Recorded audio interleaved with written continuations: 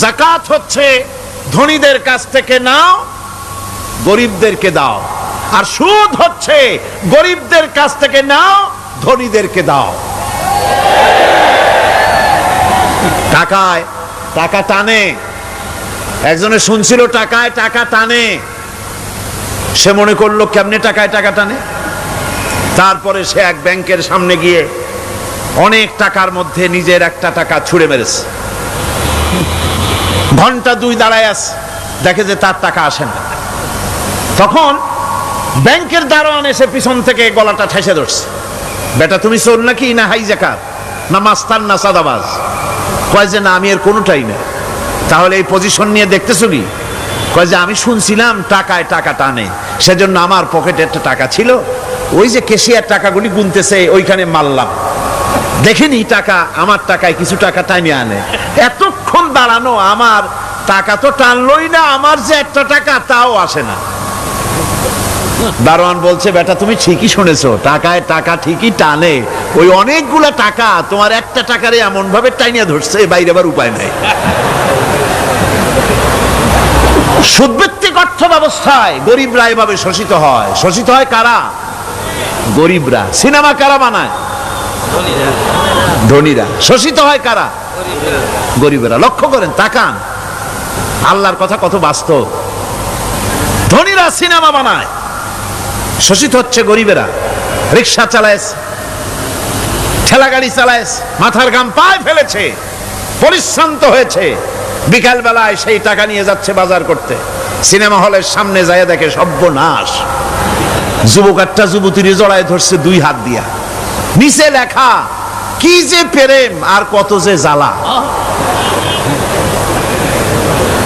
বেচারা গরিব মানুষ মাথা গরম হয়ে গেছে এটা দেখিয়া, যে বাইরে যদি এত জ্বালা, ভিতরে না জানি কত মজা। যে টাকা দিয়ে চাউল কিনতো, সেই টাকা দিয়া টিকিট কিনে সিনেমায় ঢুকলো। এর মাথা ঘামানো পয়সাগুলি পাইল কে? বড় লোকই পেল। বড় লোকেরা ব্যাংকে টাকা রাখে, গরিব মানুষেরা ব্যাংক থেকে টাকা লোন নেয়। কৃষি লোন নিল, গরু কিনলো, বীজ কিনলো, সার কিনলো। আকাশ থেকে বৃষ্টি হলো না, অনাবৃষ্টি, অতিবৃষ্টি, খরার কারণে ফসল হলো না। ব্যাংক কি তার লোন মাফ করবে? তার সুদ মাফ করবে? শেষ পর্যন্ত গরুটা বেচা, মায়ের হাতের, বউর হাতের শেষ চুরি গাছা বিক্রি করে লোন পরিশোধ করলো। বড় লোকের টাকা ওখানে ছিল, ওই টাকায় আরো টাকা গিয়ে জমলো, আর গরিব ফতুর হয়ে গেল।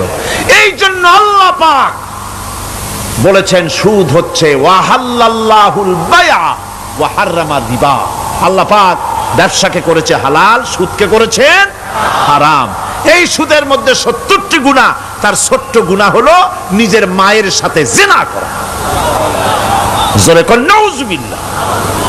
মায়ের সাথে জিনা করার চাইতেও নিকৃষ্ট, এটা হলো ছোট গুনাহ। টের পাইছেন? এটাই হলো ছোট গুনাহ। তাহলে বড় গুনাহ কি? বড় গুনাহ হচ্ছে আল্লাহ আর তার রাসূলের সাথে যুদ্ধ করা। নাউজুবিল্লাহ পড়ে। সুতরাং এই সুদভিত্তিক অর্থ ব্যবস্থার,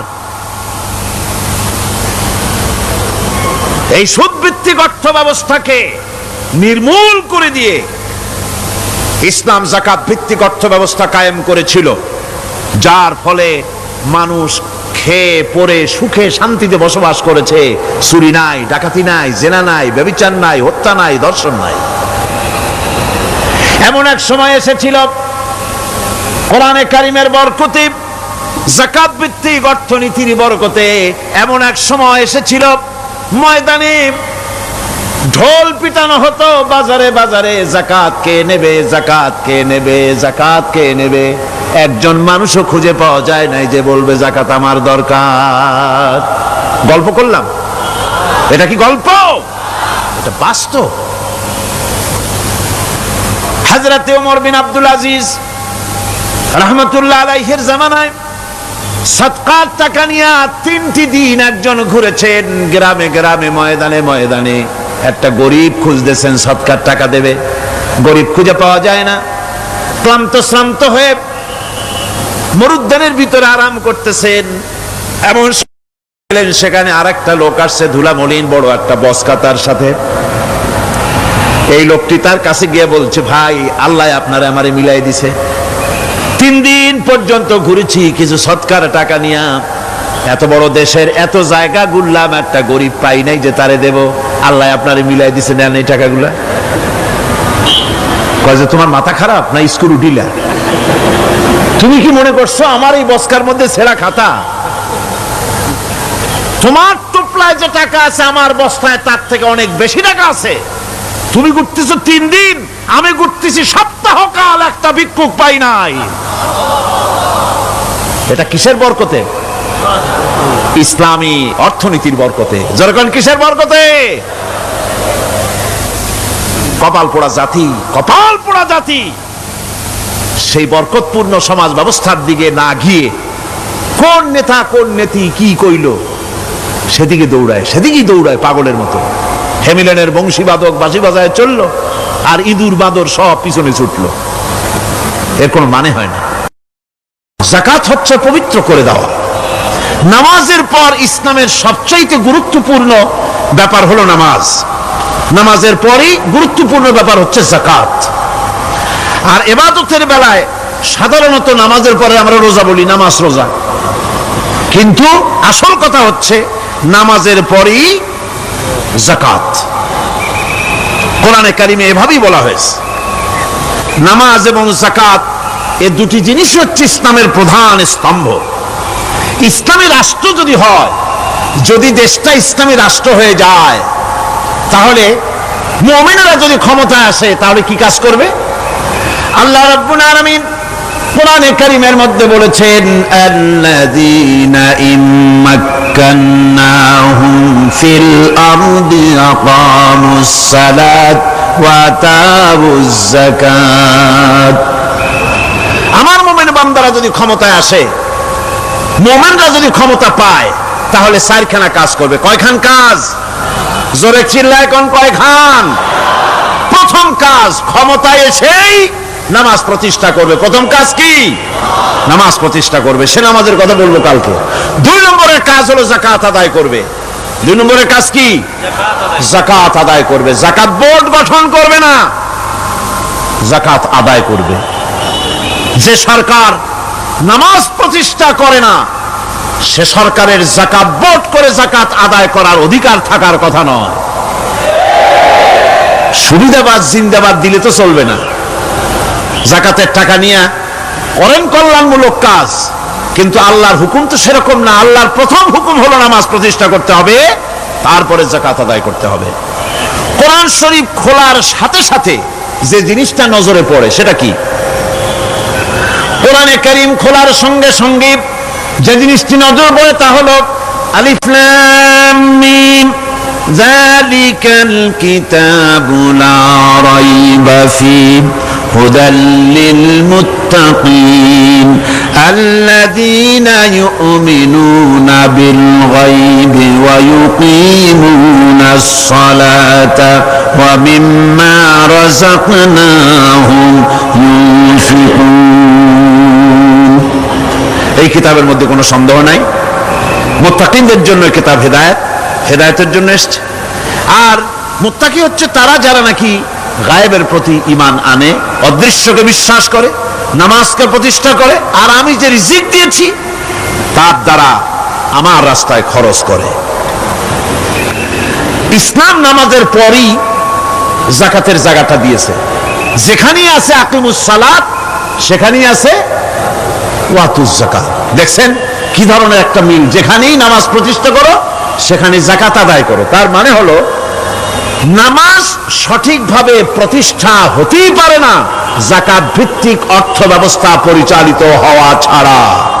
কারণ একটি গরিব মানুষ, পেটে খাবার নাই, সে নামাজ পড়তে যখন দাঁড়িয়েছে তার নিজের পেটে খাবার নাই, তার বাচ্চা অসুখে তড়পাচ্ছে, তার ছেলের পরীক্ষার ফি নাই, ফি দেওয়ার মতো পয়সা নাই, তার স্ত্রীর পরনে কাপড় নাই, নামাজ পড়তে দাঁড়িয়েছে। স্বাভাবিকভাবেই নিজের ক্ষুধার যন্ত্রণা, বিবি বাল বাচ্চার কষ্টের কথা, এগুলি তার মনের মধ্যে তোলপাড় করে উঠবে।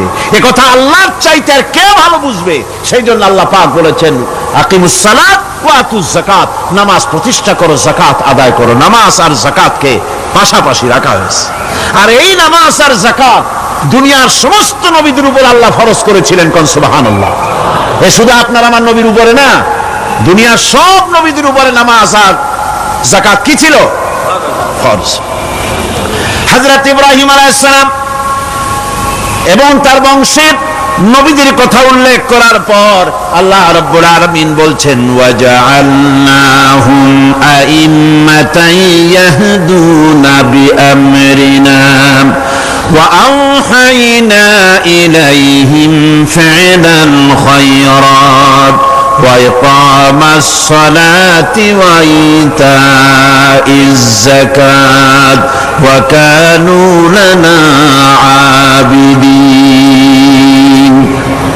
ওয়াজআলনাহুম আইম্মাতান, আমি সমস্ত নবীদেরকে নেতা বানাইছি। সমস্ত নবীরা কি?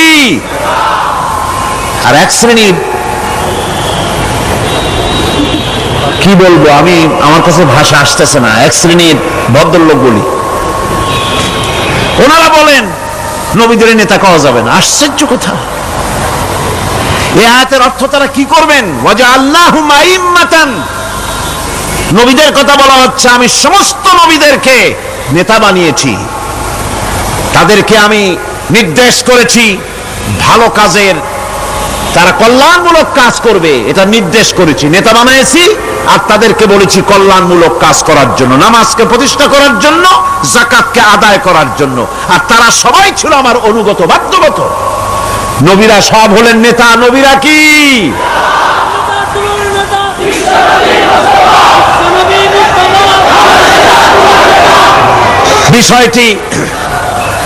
বিষয়টি ওনারা বুঝতে চান না, বিষয়টি ওনারা বুঝতে চান না, তাই নবীকে ওনারা নেতা বলতে চান না। বাংলায় আপত্তি করেন, সাইয়েদেনা বলতে আপত্তি করেন না। সাইয়েদেনা মানেই তো আমাদের নেতা, দরুদ শরীফ পড়লেই তো আল্লাহুম্মা সাল্লি আলা সাইয়েদেনা বলি, মানেই হলো আমাদের নেতা। ইংরেজিতে বললে অসুবিধা নাই, উর্দুতে বললে অসুবিধা নাই, আরবিতে বললে অসুবিধা নাই, বাংলায় নেতা বললেই অসুবিধা। কেন হইল? কারা জানি স্লোগান দেয় অমুক আমার নেতা, তোমার নেতা অমুক তমুক, সেই জন্য হুজুর সাল্লাল্লাহু আলাইহি ওয়াসাল্লাম নেতা কওয়া যাবে না। একটা কথা হইল, রাসূল করিম সাল্লাল্লাহু আলাইহি ওয়াসাল্লাম নবীরাই যদি নেতা না হন, তাহলে নবীরা কি অনুসারী? নাউযুবিল্লাহি মিন যালিক। রাসূলকে বলা হয় ইমামুল মুরসালিন। আমাদের হুজুরকে কি বলা হয়? আমাদের রাসূলকে কি বলা হয়? ইমামুল মুরসালিন। মানে কি? সমস্ত নবীদের নিয়ে উনি নামাজের, সমস্ত নবীর একটা মসজিদে নামাজ পড়তেন, উনি সেখানে ইমামতি করতেন নাকি? না, সমস্ত নবীদের তিনি ইমাম, নেতা। সুবহানাল্লাহ। সুতরাং এটা এক ধরনের মূর্খতা। আল্লাহ পাক বলছেন, আমি সমস্ত নবীদেরকে নেতা হিসাবে পৃথিবীতে প্রেরণ করেছি, তারা হচ্ছেন নেতা। তাদেরকে আমি হেদায়েত দিয়েছি, আমি হুকুম করেছি ওহীর মাধ্যমে জনকল্যাণমূলক কাজ তোমরা করো, নামাজ প্রতিষ্ঠা করো, কল্যাণমূলক কাজ করো, ফেলাল খায়রাত, কল্যাণমূলক কাজ করো, আর নামাজ প্রতিষ্ঠা করো, যাকাতকে আদায় করো। আর তারা সবাই ছিল আমার বাধ্যগত। ইসমাঈল আলাইহিস সালাম সম্পর্কে বলা হয়েছে, وَكَانَ يَأْمُرُ أَهْلَهُ بِالصَّلَاةِ وَالزَّكَاةِ وَكَانَ عِندَ رَبِّهِ مَرْضِيًّا। সে তার স্বজনদেরকে নামাজের হুকুম করত, নামাজের এবং যাকাতের নির্দেশ দিতেন হযরত ইসমাঈল আলাইহিস সালাম। আর তিনি ছিলেন বিশেষ মর্যাদার অধিকারী। মূসা আলাইহিস সালাম এবং তার কওমকে আল্লাহ পাক এই অর্ডার দিয়েছিলেন। মূসা আলাইহিস সালাম বলেছিলেন, আয় আল্লাহ, আমার কওমকে যেন তুমি গজব দিও না, তাদেরকে তুমি শাস্তি দিও না। আল্লাহ পাক হযরত মূসা আলাইহিস সালামের এই প্রার্থনার জবাবে আল্লাহ পাক বললেন, আযাবি উসিবু বিহি মান আশাউ ওয়া রাহমাতি ওয়াসিআত কুল্লা শাই। আমি যাকে চাইবো আমার আযাবে নিক্ষেপ করব, তবে সকল জিনিসের উপর আমার রহমত পরিবেষ্টিত আছে। তবে হ্যাঁ, سنكتبها للذين يتقون ويؤتون الزكاة والذين هم بآياتنا يؤمنون আমি এই রহমত কেবলমাত্র তাদের জন্য লিখে রাখবো যারা নাকি নামাজ প্রতিষ্ঠা করবে আর যারা যাকাত আদায় করবে আমি তাদেরকে আমার গজব থেকে বাঁচায়া দেব। যাকাত যারা আদায় করবে আমি তাদেরকে আমার শাস্তি থেকে গজব থেকে রক্ষা করব। রাসূল করিম সাল্লাল্লাহু আলাইহি সাল্লামের পূর্বে শেষ নবী হচ্ছেন হযরত ঈসা আলাইহিস সালাম। তাকে আল্লাহ পাক এই অর্ডারই করেছেন। কোরআনে কারিমে বলা হচ্ছে ওয়াজআলানি মুবারাকান আইনামা কুনতু ওয়া আওসানি বিস-সালাতি ওয়াজ-যাকাতি মা দুমতু হাইয়্যা। আমি যেখানেই থাকি না কেন আমাকে অর্ডার করা হয়েছে যতদিন বেঁচে থাকবো আমি ততদিন যেন আমি নামাজ আদায় করি আর যাকাত দেই। ঈসা আলাইহিস সালাম বলছেন আল্লাহ পাক আমার উপরে নির্দেশ করেছেন আমি যেখানেই থাকি আর যতদিন বাঁচি আমাকে নামাজ আর যাকাত এই দুটি জিনিস সম্পর্কে আল্লাহ পাক আমাকে আদেশ করেছেন। এখন যাকাত দিতে হবে, গুরুত্বপূর্ণ ব্যাপার। মানুষেরা অবহেলায় যাকাত থেকে নিজেকে বঞ্চিত রেখেছে, মাহরুম রেখেছে এত বড় একটি নিয়ামত থেকে, সমাজকে মাহরুম করছে, যাকাত দিচ্ছেন। কোরআনে কারিমের 3টি আয়াতে যাকাতের কথা এভাবে বলা হয়েছে, ইয়া আইয়ুহাল্লাযীনা আমানু আনফিকু মিন তাইয়্যিবাতি মা কাসাবতুম ওয়া মিম্মা আখরাজনা লাকুম মিনাল আরদ। হে ইমানদার লোকেরা, তোমরা যে সব পবিত্র অর্থ সম্পদ উপার্জন করো সেগুলি এবং আমি জমিন থেকে তোমাদের যে ফসল দান করি, ফসল উৎপাদন করে দেই, তার থেকে তোমরা আল্লাহর পথে খরচ করো। এগুলো 1 নম্বর আয়াত।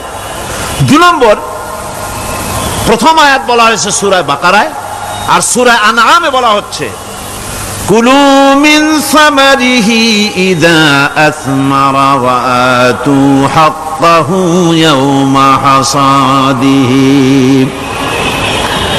তার উৎপাদিত ফল ফসল তোমরা খাও, আর ফসলের একটি অংশ ফসল কাটার দিনেই আল্লাহর হকটা, আল্লাহর অধিকারটা আদায় করে দাও। যেদিন তোমরা ফসল কাটবে সেদিনই অধিকারটা আদায় করে দাও। এই যে একটা ফরজ, এই ফরজটা মুসলমানেরা বেমালুম ভুলে গিয়েছে। ফসলের যাকাত তারা দেয় না। ফসলের যাকাতকে বলা হয় ওশর। কি বলা হয়? ওশর। এই ওশর এখন যদি আপনি গ্রামে গিয়া কোন শিক্ষিত লোককেও যদি জিজ্ঞেস করেন ভাই ওশর কি চেনো, সে বলবে ভাই ওশর এটা কি জাতীয় প্রাণী, সারপোকা না তেলাপোকা না আরশোলা, আমি তো এই নামটাম তেমন শুনি টুনি নাই, বুঝবি না ওশরটা কি জিনিস। অথচ নামাজ রোজার মতোই ফরজ ওশর আদায় করা। কবে আদায় করবেন? যেদিন আপনি ফসল কাটবেন সেই দিনই ওশর আদায় করে দিবেন। পরিমাণটা কি হবে? পরিমাণ হবে আকাশের বৃষ্টির পানি দিয়ে, আকাশের বৃষ্টির পানি দিয়া যদি ফসল হয় তাহলে দিবেন 10 ভাগের 1 ভাগ। 10 মণ যদি ধান হয়, গম হয়, ডাল হয়, 1 মণ আল্লাহর অধিকার আদায় করে দিবেন। অধিকারটা কার? আল্লাহ কি করবে দিয়া? আল্লাহর অধিকার মানে গরিবের অধিকার, গরিবের হক। এই অধিকারটা আদায় করে দাও। 10 মণ হলে কয় মণ? কি হলে? যদি আকাশের বৃষ্টির পানিতে হয়। আর যদি আপনার সেচের মাধ্যমে হয়, সেচ পরিকল্পনার মাধ্যমে পয়সা খরচ করে পেট্রোল ডিজেল লাগায়া ইঞ্জিন চালায়া পানি উঠাইয়া কষ্ট করে ফসল ফলাইছেন, তাহলে আল্লাহ পাক বলছেন 10 মণে 1 মণ দেওয়া লাগবে না, তোমার খরচ হইছে বেশি। বান্দারে, তোমার উপরে আল্লাহ পাক জুলুম করবেন না, এবার 20 মণ হলে তার থেকে 1 মণ দিও। সুবহানাল্লাহ। ওয়ামাল্লাহু বিযাল্লামিল লিল আবিদ। আল্লাহ রাব্বুল আলামিন তার বান্দার উপর জুলুম করেন না। সুবহানাল্লাহ। কোন এইভাবে করে ওসরের যাকাতটা তোমরা ঠিক মতো আদায় করে দিও, ওসরটা দিও, ফসলের ওসর দিও আর টাকার যাকাত দিয়ে দিও। যারা এটা দিবে না তাদের সম্পর্কে আল্লাহ পাক সূরা তওবার ভিতরে বলেছেন, ওয়াল্লাযীনা ইয়াকনিজুনা আয-যাহাবা ওয়াল ফিদ্দাতা ওয়া লা ইউনফিকুনাহা ফী সাবিলিল্লাহি ফাবাশশিরহুম বিআযাবিন আলীম। যারা নাকি স্বর্ণ এবং রৌপ্যকে সঞ্চয় করে, জমা করে, ওয়ালা ইউনফিকুনাহা ফি সাবিলিল্লাহ, আর আল্লাহর রাস্তায় তা খরচ করে না, ফাবাশশিরহুম বিআযাবিন আলীম, তাদেরকে কঠিন পীড়াদায়ক শাস্তির সুসংবাদ দাও। পীড়াদায়ক শাস্তির কি দাও? শাস্তির কি সুসংবাদ হয় নাকি? হয়তো উচিত ছিল শাস্তির দুঃসংবাদ শোনাও, না, আল্লাহ বলছেন সুসংবাদ শোনাও। এটার দৃষ্টান্তটা আমার ভাষায় আমি মানুষকে এভাবে বুঝাই। ছেলে খুব দুষ্ট, দুষ্টামির ঠেলায় অস্থির, তার মা মোটেই সামলাতে পারছে না। তখন মা বলে, বেটা আমার কথা তো শুনলি না, তোর বাবা আসুক, তারপরে আমি তারে নালিশ করব। এমন পিট্টি দেবে, মজা টের পাবি। তখন পিট্টি দিলে কি মজা লাগে নাকি? তার মানে শাস্তির তীব্রতা বুঝাবার জন্য বলা হচ্ছে, মজাটা টের পাবা। আল্লাহ রাব্বুল আলামিন বলছেন, কঠিন পীড়াদায়ক শাস্তির সুসংবাদ ওদের দাও, সোনা রূপা যারা জমা করে রাখে, যাকাত দেয় না, আল্লাহর রাস্তায় খরচ করে না। সোনা এখন পুরুষেরাও ব্যবহার করা আরম্ভ করছে। অবশ্য চিটাগংয়ে এমন কাম শুরু হয় নাই। ছাত্র, শিক্ষক, অফিসার গলায় একটা সোনার চেন, শীতের দিনেও সামনের বোতাম খুলে রাখে যাতে চেনটা সকলে দেখে। মিয়া সাহেব, এটা সোনার চেন না, এটা জাহান্নামের আগুনের শিকল পড়েছো। পুরুষের জন্য এক রত্তি সোনাও হারাম। তোমার শরীরের সৌন্দর্য বাড়াবার জন্য স্বর্ণ ব্যবহার করতে পারবে না। স্বর্ণ রৌপ্য জমা করলো আর আল্লাহর রাস্তায় খরচ করলো না। রব্বুল আলামিন বলেন, ইয়াউমা ইউহমা আলাইহা ফি নারি জাহান্নামা ফাতুকওয়া বিহা জিবাহুহুম ওয়া জুনুবুহুম ওয়া যুহুরুহুম। একদিন আসবে এমন যেদিন এই সঞ্চিত ধনরাশি, সোনা দানাগুলি জাহান্নামের আগুন দিয়ে জ্বালানো হবে।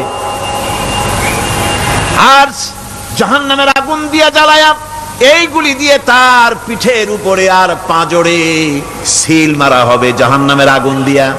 বলা হবে, হাদা মা কানাজতুম লিআনফুসিকুম ফাযুকু মা কুনতুম তাকনিজুন।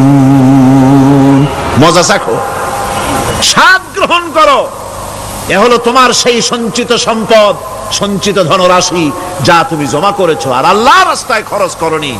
এখন এর শাস্তি গ্রহণ করো। সুতরাং সঞ্চয় করা, মাল জমা করা এক শ্রেণীর লোক আছে। আল্লাহ পাক বলছেন, আল্লাযী জামা মালান ওয়া আদ্দাদা, মাল জমা করে আর মোছে তেল মাখে। টেলিফোন করে, হ্যালো সোনালী ব্যাংকের ম্যানেজার সাহেব নাকি? বলে, হ্যাঁ, দেখুন তো আমার ব্যালেন্সটা কত। উনি বললেন, বল্টু সাহেব আপনার ব্যালেন্স হচ্ছে 50,77,372 টাকা 79 পয়সা।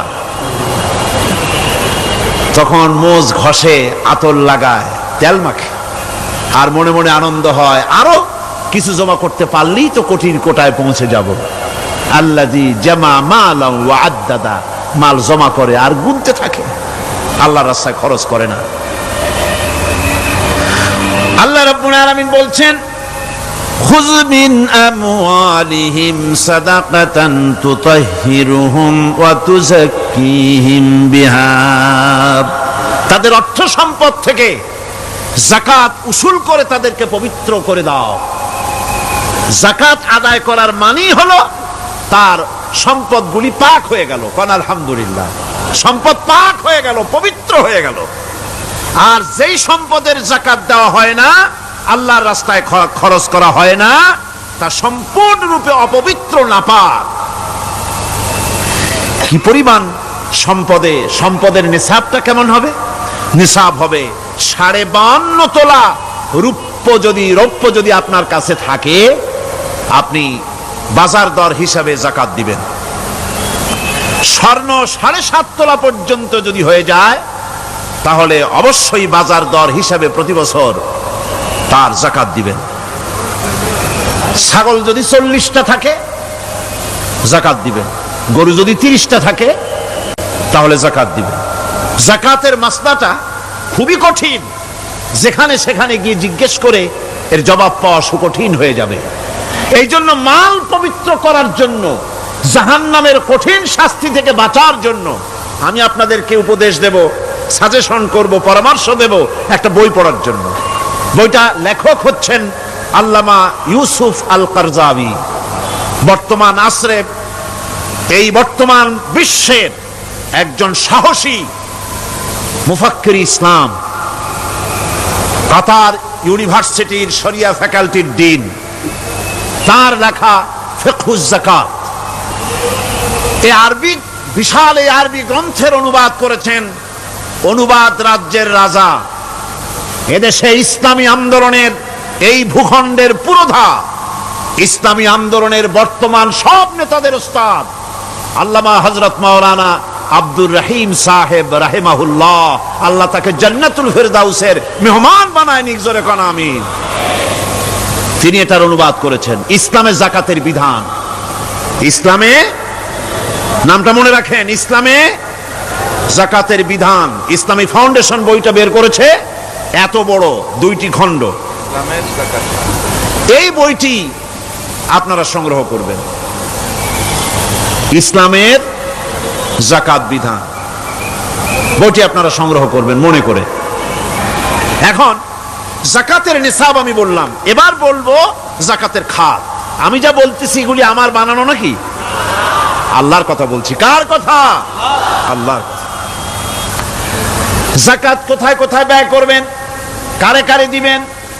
আল্লাহ রাব্বুল আলামিন বলেন, ইন্নামাস সাদাকাতু লিল ফুকারাই ওয়াল মাসাকিন ওয়াল আমিলিনা আলাইহা ওয়াল মুআল্লাফাতি কুলুবুহুম ওয়া ফির রিকাব والغارمين وفي سبيل الله وابن السبيل فريضة من الله والله عليم حكيم। সূরা তওবার মধ্যে আল্লাহ পাক যাকাত কোথায় কোথায় দিবেন খাতগুলি আল্লাহ বলে দিচ্ছেন। কোন আলহামদুলিল্লাহ। যেখানে সেখানে যাকাত দেওয়া যাবে না। যাকাতের জন্য খাত হচ্ছে 8টা। যাকাতের জন্য খাত কয়টা? 8টা। 8টি খাতে আপনার যাকাতের টাকা আপনি ব্যবহার করবেন, ব্যয় করবেন। প্রথম দিবেন ফকিরদেরকে। প্রথম দিবেন কাদেরকে? ফকির। ফকির কারা? ফকির হচ্ছে নিজের জীবন জীবিকায় অন্যের মুখাপেক্ষী। তারপরে শিশু, এতিম, বিধবা, জীবন চালানো খুবই কষ্টকর, অভাবগ্রস্ত লোক, এরা হচ্ছে ফকির। আর মিসকিন হচ্ছে যারা নিজেদের প্রয়োজন উপযোগী অর্থ উপার্জন করার সামর্থ্য নাই, আর মানুষের কাছে আত্মমর্যাদার কারণে হাত পাততেও পারে না। এক কথায় এক গরিব ভদ্রলোক। আল্লাহ কোরআন শরীফে বলেছেন যে এদের চেহারা দেখে বুঝো জ্বর পেটে খাবার নাই, অথবা সে অসুবিধায় আছে, চেহারা দেখে বুঝে তাকে সাহায্য করো। সে এমন শরীফ মানুষ আছে না আমাদের সমাজে? লোক এরকম আছে না? আছে কিনা? ঘরের মধ্যে 3 দিনও রান্না হয় নাই, কিন্তু দাড়ি টাড়ি সুন্দর করে আশ্রয়া, জামাটা পরিপাটি করে গায়ে দিয়ে বেরোচ্ছে, কারোর কাছে হাত পাতে না, তার সরাপাতে তার ভদ্রতায় বাঁধে। ওনার সরাপতে বেঁধেছে, উনি চাবেন না কারো কাছে, কিন্তু উনাকে যিনি সৃষ্টি করেছেন সে আল্লাহ রাব্বুল আলামিন শোনায় দিচ্ছেন, বান্দারা আমার ওই গরিব ভদ্রলোককে খাবার দাও। ওরা হচ্ছে মিসকিন। এরপরে আমিলিন, তিন নম্বরে আমিলিন, অর্থাৎ যারা যাকাত সরকারিভাবে যাকাত যারা আদায় করে সেই আদায়কারীদেরকে এই যাকাতের টাকা দিয়ে তাদের সম্মানী দিতে বলা হয়েছে। ইসলামী গভর্নমেন্ট আসলে যাকাত তো আর আপনার খুশি মতো থাকবে না, যাকাত দিতে আপনি বাধ্য হবেন। যাকাত দিতে আপনি বাধ্য হবেন। যাকাত আদায় করবে গভর্নমেন্ট। কে আদায় করবে? গভর্নমেন্ট আদায় করবে, আর গভর্নমেন্ট ডিস্ট্রিবিউট করবে। ওয়াল মুআল্লাফাতিল কুলুব, মনতুষ্টির জন্য, যাদের মন জয় করতে হবে এই ধরনের লোকদেরকে। ওয়ার রিকাব, আর গলদেশের মুক্তিদানের জন্য।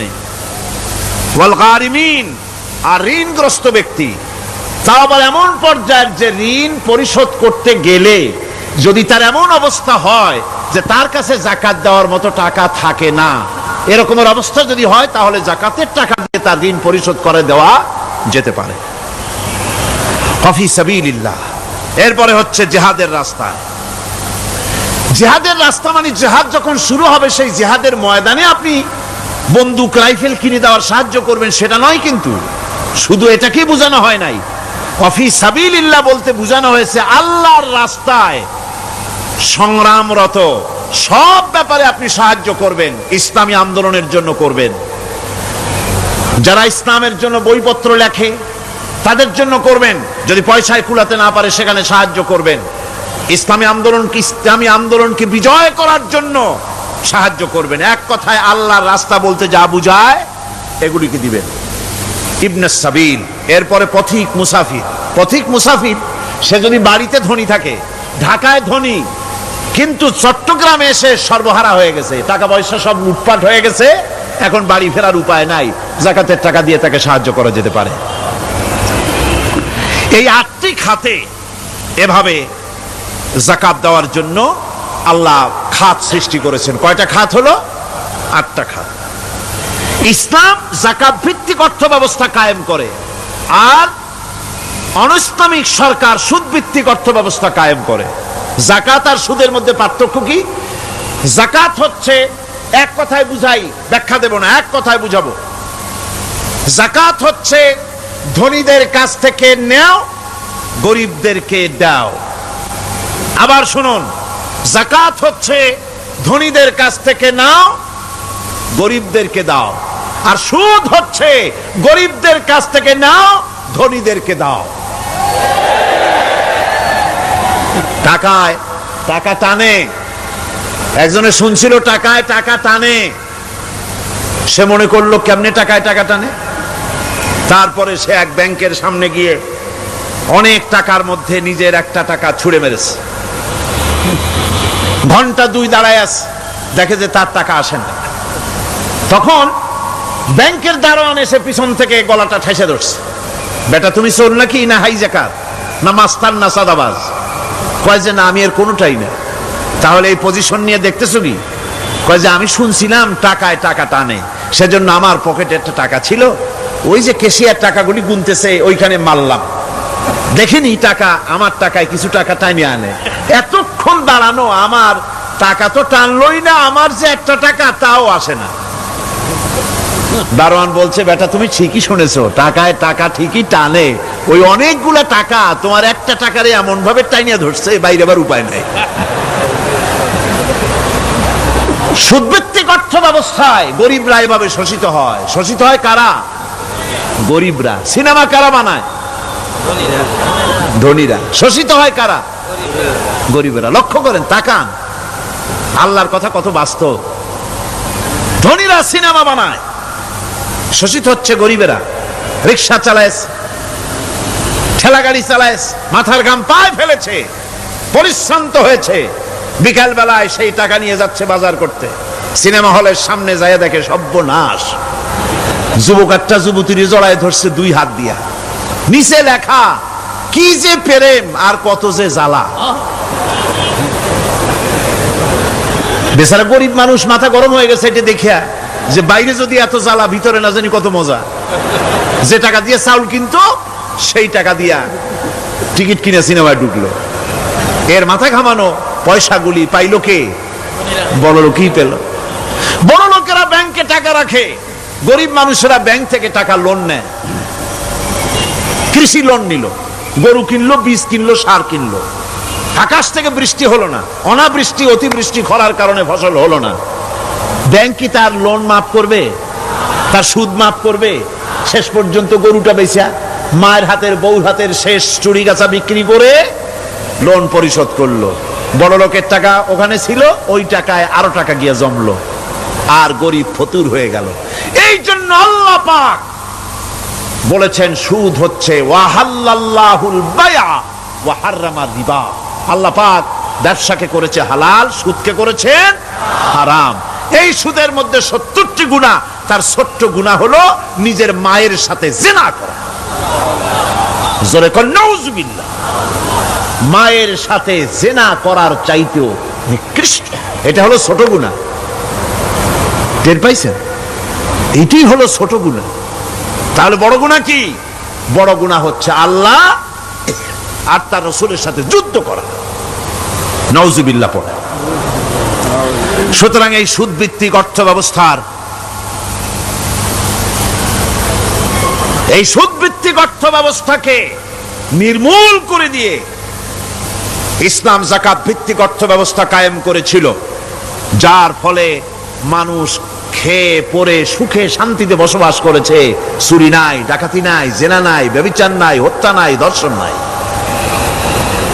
এমন এক সময় এসেছিল কোরআনে কারিমের বরকতে, যাকাত ভিত্তিক অর্থনীতির বরকতে, এমন এক সময় এসেছিল ময়দানে ঢোল পিটানো হতো বাজারে বাজারে, যাকাত কে নেবে, যাকাত কে নেবে, যাকাত কে নেবে। একজন মানুষও খুঁজে পাওয়া যায় নাই যে বলবে যাকাত আমার দরকার। গল্প করলাম? এটা কি গল্প? এটা বাস্তব। হযরত ওমর বিন আব্দুল আজিজ রাহমাতুল্লাহ আলাইহির জামানায় সদকার টাকা নিয়ে 3টি দিন একজন ঘুরেছেন গ্রামে গ্রামে, ময়দানে ময়দানে। একটা গরিব খুঁজতেছেন সদকার টাকা দেবে, গরিব খুঁজে পাওয়া যায় না। ক্লান্ত শ্রান্ত হয়ে মরুদ্যানের ভিতরে আরাম করতেছেন, এমন সময় দেখতে পেলেন সেখানে আরেকটা লোক আসছে, ধুলা মলিন বড় একটা বস্কা তার সাথে। এই লোকটি তার কাছে গিয়ে বলছে, ভাই আল্লাহ আপনারে আমারে মিলাই দিছে, 3 দিন পর্যন্ত ঘুরেছি কিছু সদকার টাকা নিয়ে, এত বড় দেশের এত জায়গা ঘুরলাম, একটা গরিব পাই নাই যে তারে দেব, আল্লাহ আপনারে মিলাই দিছে, নেন এই টাকাগুলা। কয় যে তোমার মাথা খারাপ না স্কুল উঠিলা? তুমি কি মনে করছো আমার এই বস্কার মধ্যে ছেঁড়া খাতা? তোমার টোপলায় যে টাকা আছে আমার বস্তায় তার থেকে অনেক বেশি টাকা আছে। তুমি ঘুরতেছো 3 দিন, আমি ঘুরতেছি সপ্তাহকাল, একটা ভিক্ষুক পাই নাই। এটা কিসের বরকতে? ইসলামী অর্থনীতির বরকতে। যখন কিসের বরকতে? কপাল পোড়া জাতি, কপাল পোড়া জাতি। সেই বরকতপূর্ণ সমাজ ব্যবস্থার দিকে না গিয়ে কোন নেতা কোন নেত্রী কি কইল সেদিকে দৌড়ায়, সেদিকেই দৌড়ায় পাগলের মতো। হেমিলেনের বংশীবাদক বাঁশি বাজায় চললো, আর ইঁদুর বাঁদর সব পিছনে ছুটলো। এর কোনো মানে হয় না। বন্ধুগণ, আল্লাহ রাব্বুল আলামিন এই যাকাত ব্যবস্থার মাধ্যমে বিরাট পরিবর্তন এনে দিয়েছিলেন। এটি আল্লাহ পাকের একটি বিশাল নিয়ামত। এই নিয়ামত আল্লাহ পাক ইসলামী রাষ্ট্রকে দান করেছেন। আর যাকাতই বরকত। হালালে বরকত হয়, হারামে তো আর বরকত হয় না। কথা ঠিক কিনা কন? এখন আল্লাহর রাহে যে আপনি খরচ করবেন, সেই খরচ করার জন্য আল্লাহ রাব্বুল আলামিন কয়েকটা মূলনীতি দিয়েছেন। কিভাবে কি মন মানসিকতা নিয়ে খরচ করবেন, খরচ করলেই কিন্তু সওয়াব হবে না। আতর মাখবেন, যদি চিন্তা করেন যে আতর মাখলাম, মাহফিলে যাব, মসজিদে যাব, লোকেরা টের পাবে যে বেটা আতর একখান মাখছে, খামো খাই আপনার আমও গেল সালাও গেল, কোনো সওয়াব হইল না। আর যদি আতর মাখেন এই নিয়ত করে আতর মেখেছি, রাসূল পাক সাল্লাল্লাহু আলাইহি ওয়াসাল্লামের একটা সুন্নাত আমল করলাম, আল্লাহ রাব্বুল আলামিন অসংখ্য নেকি আমল নামায় লিখে দিবেন। নিয়তের উপরে দারমাদার করছে সবকিছু। এখন আপনি যে খরচ করবেন, সেই খরচটা কিভাবে করবেন, কি মন মানসিকতায় করলে পরে আল্লাহ খুশি হবেন, সেই কথাটি আল্লাহ পাক কোরআনে কারিমের মধ্যে বলছেন। আমি আপনাদের সামনে সেগুলি বলছি। দানটা হতে হবে কেবলমাত্র আল্লাহরে খুশি করার জন্য। মনে রাখেন, এটা হলো এক নম্বর। কি দানটা হতে হবে কারে খুশি? জোরে কোন? আল্লাহ পাক বলছেন, ওয়ামা তুনফিকুনা ইল্লা ইবতিগা ওয়াজহিল্লাহ, তোমরা যা কিছু খরচ করো তাতে আল্লাহর সন্তুষ্টি লাভ করা ছাড়া মনের মধ্যে অন্য কিছু যেন লক্ষ্য না থাকে, শুধুমাত্র আল্লাহর সন্তুষ্টি মনের মধ্যে তোমরা রাখবে। আর কাউকে কোনো জিনিস দিয়ে তার কাছে অনুগ্রহ প্রকাশ করতে পারবে না। আমি তোমার এই উপকার করছিলাম, তুমি নেমো খারামের মতো আজ কথা বলো, এরকম বলে না? কাউকে কিছু দিয়ে অনুগ্রহ প্রকাশ করবা না, তার মনে ব্যথা দিবা না। الذين ينفقون أموالهم في سبيل الله ثم لا يتبعون ما أنفقوا منا ولا أذى, যারা আল্লাহর পথে খরচ করে এবং খরচ করার পর নিজের অনুগ্রহ প্রকাশ করে না এবং কাউকেও মনোকষ্ট দেয় না, টাকা দিয়া খোটা দিল না, মনেও কষ্ট দিল না, তাদের জন্য পুরস্কারটা কি শুনুন। আল্লাহ পাক বলেন পুরস্কার হচ্ছে লাহুম আজরুহুম ইনদা রাব্বিহিম ওয়ালা খাউফুন আলাইহিম ওয়ালা হুম ইয়াহজানুন, ওদের জন্য তার পরওয়ারদিগারের কাছে রয়েছে বিরাট পুরস্কার, আজরে আজিম। এদের জন্য কোনো ভয় নাই, কোনো চিন্তাও নাই, কিয়ামতে ডাইরেক্ট জান্নাতে চলে যাবে। সুবহানাল্লাহ। দানের এত ফজিলত যা ভাই আমি বলে শেষ করতে পারবো না, এত ফজিলত আল্লাহ দানের মধ্যে রেখেছেন। ত্যাগেই তো শান্তি, ভোগে শান্তি নাই, মজা কিসে? জোরে কন্যা, মজা কিসে? ত্যাগের ভিতরেই মজা। এরপরে আল্লাহ পাক বলছেন আল্লাহর পথে 3 নম্বরে হতেছে আল্লাহর পথে যা খরচ করবা বেছে বেছে ভালো জিনিসটা দিও, বাইসা বাইসা ছেঁড়া জামাটা দিও না। পকেটে হাত দিয়া দান করবে, পকেটে হাত দিয়া হাত আর বাইর করে না। কারণ কি? খুঁজে দেখে যে 10 পাই না, 4 না, কম পয়সাটা দেবে, 12টা দেবে না। টাকা বের করে ওর মধ্যে ময়লা পচা গন্ধ লাগে, ওইটা দান করবে, আর টাটকা টাকাটা পকেটে রেখে দেবে। এই স্বভাব আমাদের আছে কিনা? কর আছে কিনা? আরে বাবা, টাকা কি আপনি পকেটে রাখতে পারবেন? ওটা দেওয়া লাগবে না, এরে দেন তারে দেন, কাউকে কিন্তু দেবেনি। আমাদের এই বদভ্যাস আল্লাহ আমাদেরকে মাফ করুন। কোন আমিন বলেন? আমিন। দান করার সময় বেছে বেছে খারাপটা দিও না, ছেঁড়া কাপড়টা দিও না, অখাদ্য কুখাদ্য দান করো না। বিয়ার মজলিস, বিবাহে অনেক লোক দাওয়াত দিয়েছে, বেশি করে রান্না করছে, কম যদি হয়ে যায় বড় মিয়ার ইজ্জত নষ্ট হয়ে যাবে। মেহমান কম আসলো, এখন এই খাবারগুলি না পারিয়া তারপরে গরিবদের দেয়, না পেরে যখন খাবার কেউ নাই তখন গরিবদের দেয়। গরিবদের উদ্দেশ্য করে কিন্তু বানানো হয় নাই।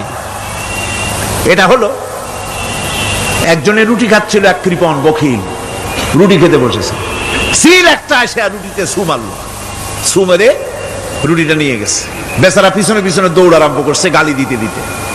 মরার সিল, আর তুই জায়গা পাইলি না। চিলের পিছনে দৌড়াতে দৌড়াতে নদীর পারে চলে আসছে। সিলও দেখে যে আল্লাহ, এমন এক বেকায়দার লোকের রুটি নিলাম, কোনো গাছেও বসতে পারি না তার ঢিলার জ্বালায়। শেষ পর্যন্ত পাশে ছিল নদী, নদীর উপর দিয়া চিল উড়ে ওপার যাওয়া আরম্ভ করছে। বকিল বেচারা দাঁড়াই থাকে, দিলাম ফি সাবিলিল্লাহ, আল্লাহর রাস্তায় দিলাম। এর তো কোনো মানে নাই। নিজে খেতে না পারে বাসি অখাদ্য কুখাদ্য এগুলি দিতে আল্লাহ পাক নিষেধ করেছেন। দিবা বাইসে বাইসে ভালো জিনিসটা, যেটা তোমার কাছে প্রিয় ওইটা দিও। তুমি যদি খারাপটা দাও তাহলে আল্লাহ তোমার দেবেন ওই মানের। কিয়ামত আছে না? কিয়ামত ওই মানের পাবা। আল্লাহ পাক বলছেন, ইয়া আইয়ুহাল্লাযীনা আমানু আনফিকু মিন তাইয়্যিবাতি মা কাসাবতুম ومما أخرجنا لكم من الأرض, তোমরা যে উপার্জন করেছো সেই উপার্জনে তোমাদের জন্য যা উপার্জন করেছো তাই, আর মাটির ভিতর থেকে আমি যা তোমাদের জন্য দিয়েছি তার থেকে ভালো জিনিস, ভালো ভালো জিনিস আমার রাস্তায় খরচ করো। এটা কার অর্ডার? আল্লাহর অর্ডার। আর খরচ করার জন্য ওয়ালা তায়াম্মামুল খাবিসা মিনহু তুনফিকুন, খরচ করার জন্য বাইসা বাইসা খারাপ গুণী জিনিসগুলি খুঁজে বেড়াইও না, ভালো জিনিসগুলি আমার রাস্তায় খরচ করো। আর যতদূর সম্ভব গোপনে দিও, যতদূর সম্ভব দান গোপনে করি, মানুষকে শুনায়ও না অমুক জায়গায় দিলাম, বা মানুষের দেখায় দেখায় দিও না। কোন কোন শহর আছে কোরবানির সময় বিরাট গরু কেনা হয়, সেই গরুর গলায় মালা দিয়া তারপরে শহরের রাস্তায় রাস্তায় ঘুরানো হয়, অমুক মিয়া সাহেব এই গরুটা কোরবানি করবে। এরকম চিটাগং এ হয় না, অন্য অন্য জেলায় হয়। জি, এখানেই বেশি হয়। তাই? আশ্চর্য কথা। তাহলে তো উচিত, এরকম যদি উদ্দেশ্য হয় তাহলে বড় মিয়া গরুর সাথে একসাথেই হাঁটা উচিত, লোকেরা বুঝুক কোন বড় মিয়া আর কোন বড় গরু। আপনি এটা করলেন কি জন্যে? এই কাজটা তো নিন্দনীয় কাজ। আর প্রতিযোগিতামূলক কোরবানি করা, প্রতিযোগিতামূলক 35,000 টাকার গরু কোরবানি করা হলো, মানে নাই। মানুষকে শুনাইয়া, মানুষকে দেখাইয়া যদি করা হয় কোনো ফল পাওয়া যাবে না। আমার বন্ধুগণ, আল্লাহ রাব্বুল আলামিন বলছেন মানুষকে দেখাবার জন্য দান সদকা করো না। إن تبدوا الصدقات فنعما هي وإن تخفوها وتؤتوها الفقراء فهو خير لكم ويكفر عنكم من سيئاتكم.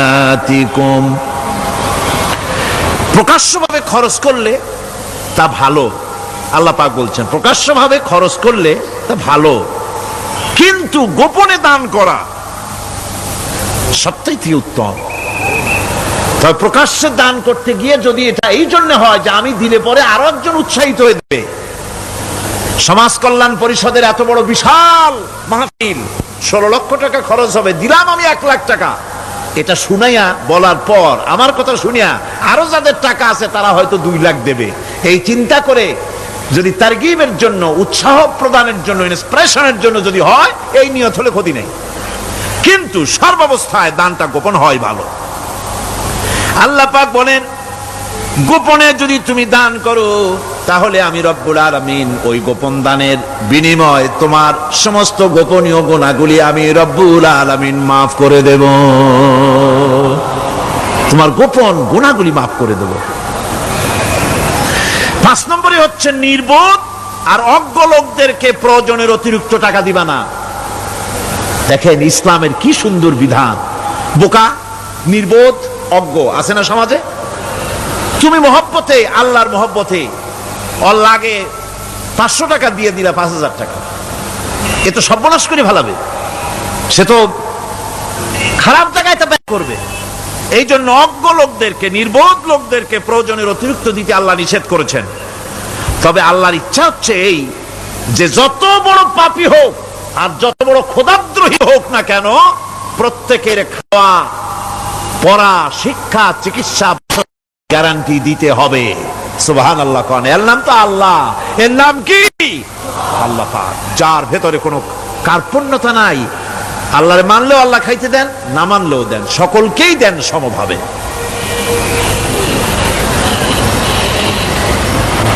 6 নম্বরে হচ্ছে কারো প্রয়োজন পূরণের জন্য যদি ধার দেওয়া হয়, যদি কাউকে ধার দেন তা আদায় করার জন্য বারবার তাকে টাকাটা দেওয়া যাবে না। একথা শুনে যারা ঋণগ্রস্ত আছেন তারা আবার এই সুবিধাটা নিয়েন না। সামর্থ্য থাকতে যদি যার কাছ থেকে ধার এনেছেন তাকে যদি কষ্ট দেন, অবশ্যই আল্লাহর কাছে আসামি হতে হবে কিয়ামতের দিন, কোনো সন্দেহ নাই। আর যে ব্যক্তি ধার দিয়েছেন তিনি যদি বুঝতে পারেন যে এই লোকটি আসলেই নিয়ত ভালো কিন্তু দিতে পারতেছে না, তাহলে এমন লোককে বারবার তাগাদা দিতে আল্লাহ নিষেধ করেছে। তাকে শরম দিও না, তাকে সময় দাও।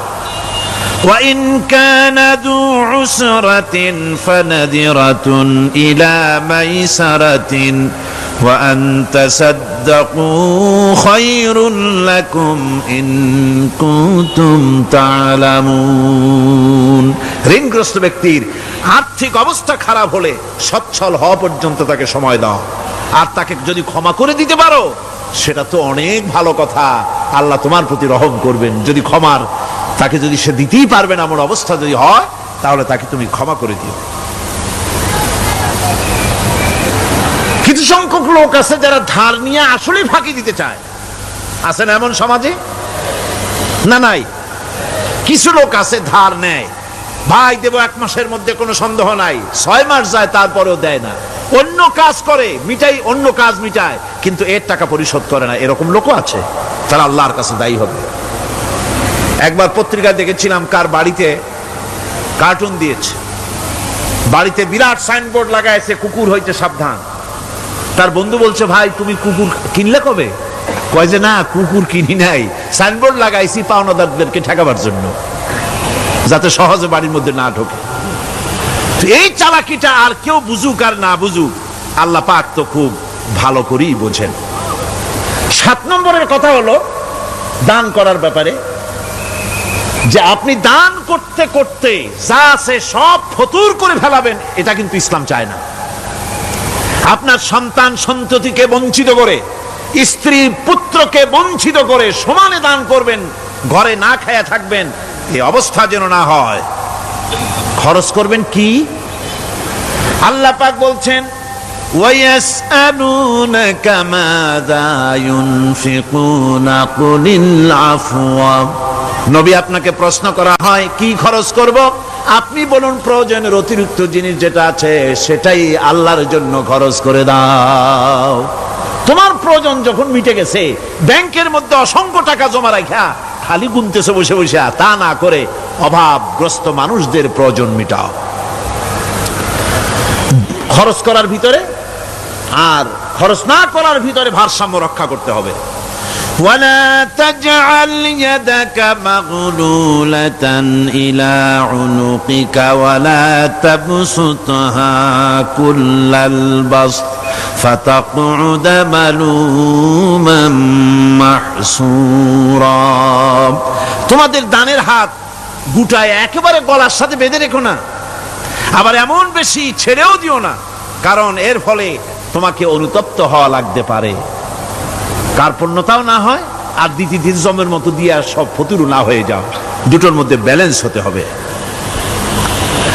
আর 8 নম্বরে কথা হচ্ছে এই যে এই দানের উপযুক্ত কারা।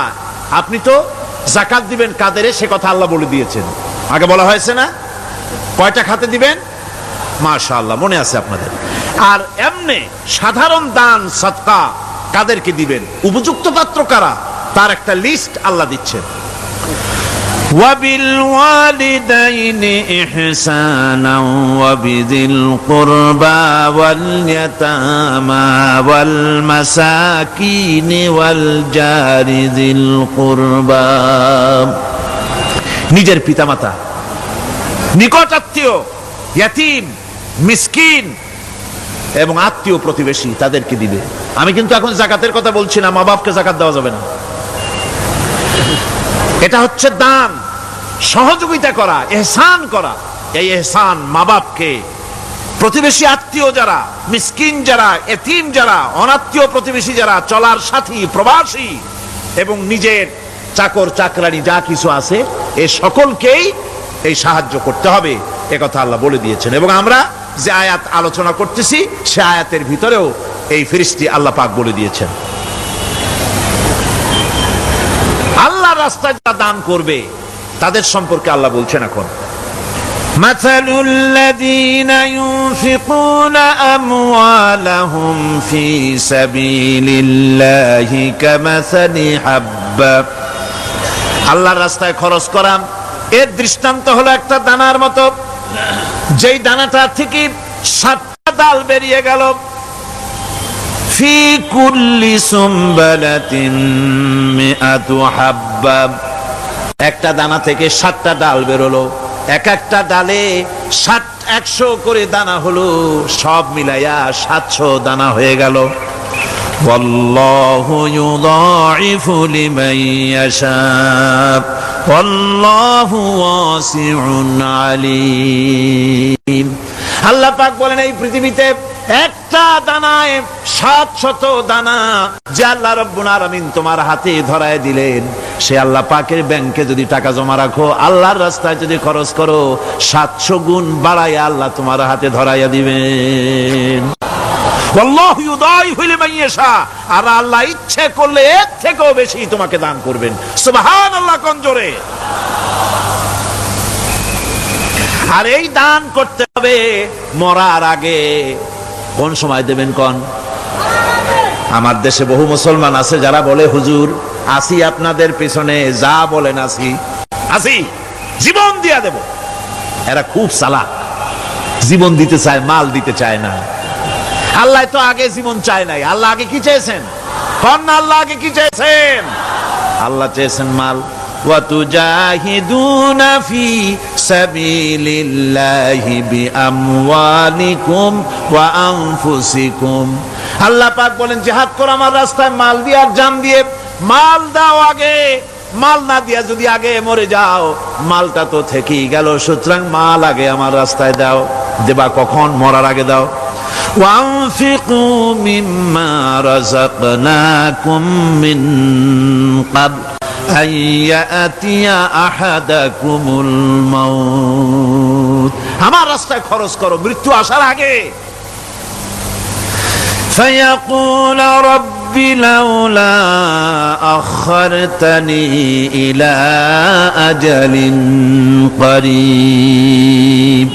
যদি মরার আগে না দাও, মৃত্যুর সময়, মৃত্যু যখন এসে গেল, সেই সময় যদি বলো, অনুশোচনা যদি করো, আহারে যদি আমি সময় পাইতাম, একটু খানিক যদি সময় দিতে, আল্লাহ একটু সময় আমারে যদি দাও, ফাসাদ্দাকা ওয়া আকুম মিনাস সালিহিন।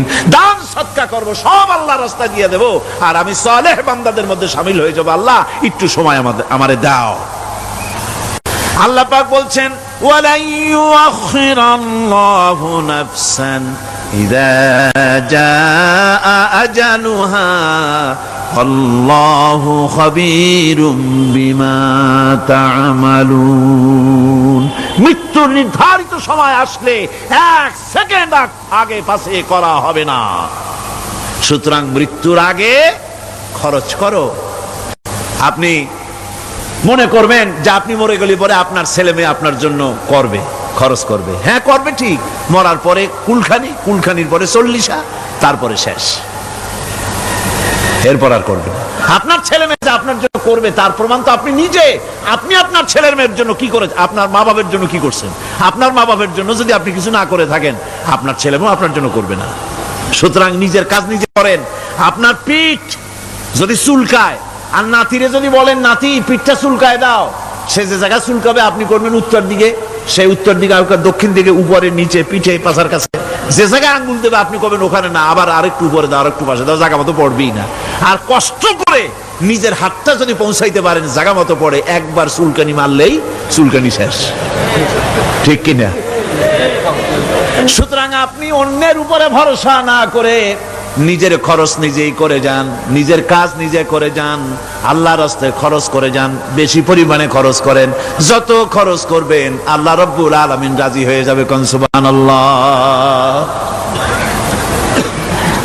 তাবুকের যুদ্ধের জন্য, তাবুকের জিহাদের জন্য আল্লাহর নবী চাঁদা চেয়েছিলেন। চাঁদা করা কোনো নাজায়েজ জিনিস না, তবে চাঁদাবাজ নাজায়েজ। মানুষকে কষ্ট দিয়ে পয়সা জবরদস্তিমূলক আদায় করা। 10,000 টাকা দিবেন মিয়া, 10 লাখ টাকা দিতে হবে, এত টাকা পাবো কে? আরে মিয়া পাবেন কই? রাইফেলের বাট দেখায়, তারপরে জামা প্যান্টের কাছে চুলকাতে গিয়া রিভলভারের বাট দেখায় দেয়। দেবেন না, আমার লোক এসে আদায় করে নিয়ে যাবে, তোমার বাপ দেবে কবরে উঠা। এটা জায়েজ নাই। কথা বুঝতে পেরেছি? রাসূল করিম সাল্লাল্লাহু আলাইহি ওয়াসাল্লাম সাহায্য চেয়েছেন, সাহায্য। রোমকদের সঙ্গে যুদ্ধ হবে, সাহায্য লাগবে, যার কাছে যা আছে নিয়ে আস। মহিলারা কানের দুল খুলে দিল, নাকের ফুল খুলে দিল, গলার হার খুলে দিল। মানুষেরা সাহাবায়ে কেরাম টাকা করি উজাড় করে দিতে লাগলেন। এত হলো, হুজুরকে দেখা যায় না, স্তূপ হয়ে গেছে, সোনা দানা টাকা পয়সা অস্ত্রপাতির স্তূপ। হুজুর বলছেন তোমরা তো সবাই দিলে, আমার আবু বকর কোথায়? হযরতে সিদ্দিক আকবর রাদিয়াল্লাহু তাআলা আনহু তিনি ছিলেন এক পিলারের আড়ালে, খামের আড়ালে, সেখান থেকে বেরিয়ে এসেছেন, হাতে সত্য একটা পোটলা। হুজুর দেখেন হযরত আবু বকরের চোখে পানি, হুজুরের হাতে পোটলাটা উঠাই দিলেন। নবীজি পোটলা খুলে ছাড়লেন, কয়েক কেজি গম পড়লো আর কয়েকটা দিরহাম পড়লো। হুজুর হযরত আবু বকরের দিকে তাকায় দেখেন সিদ্দিক আকবর রাদিয়াল্লাহু তাআলা আনহুর চোখের থেকে পানি পড়ে দাড়ি ভিজে ভিজে পড়তেছে। আল্লাহর নবী বলেন, ও সাহাবীরা, তোমরা সবাই মিলে আজকে যে দান করেছো, সব দানের যত মর্যাদা হয়েছে তার থেকে একা আবু বকরের দানের মর্যাদা আল্লাহর কাছে বেশি হয়ে গেছে।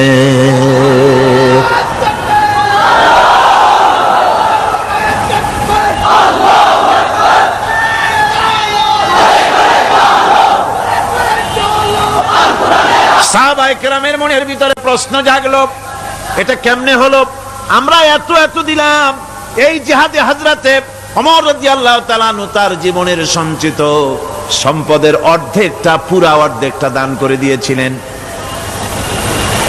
হুজুর সাহাবায়ে কেরামদের মনের অবস্থা বুঝলেন, প্রশ্ন করলেন, তোমরা কে কত দিছো, বাড়ি কত আছে? প্রত্যেকেই বললেন এত দিছি, বাড়ি এত আছে।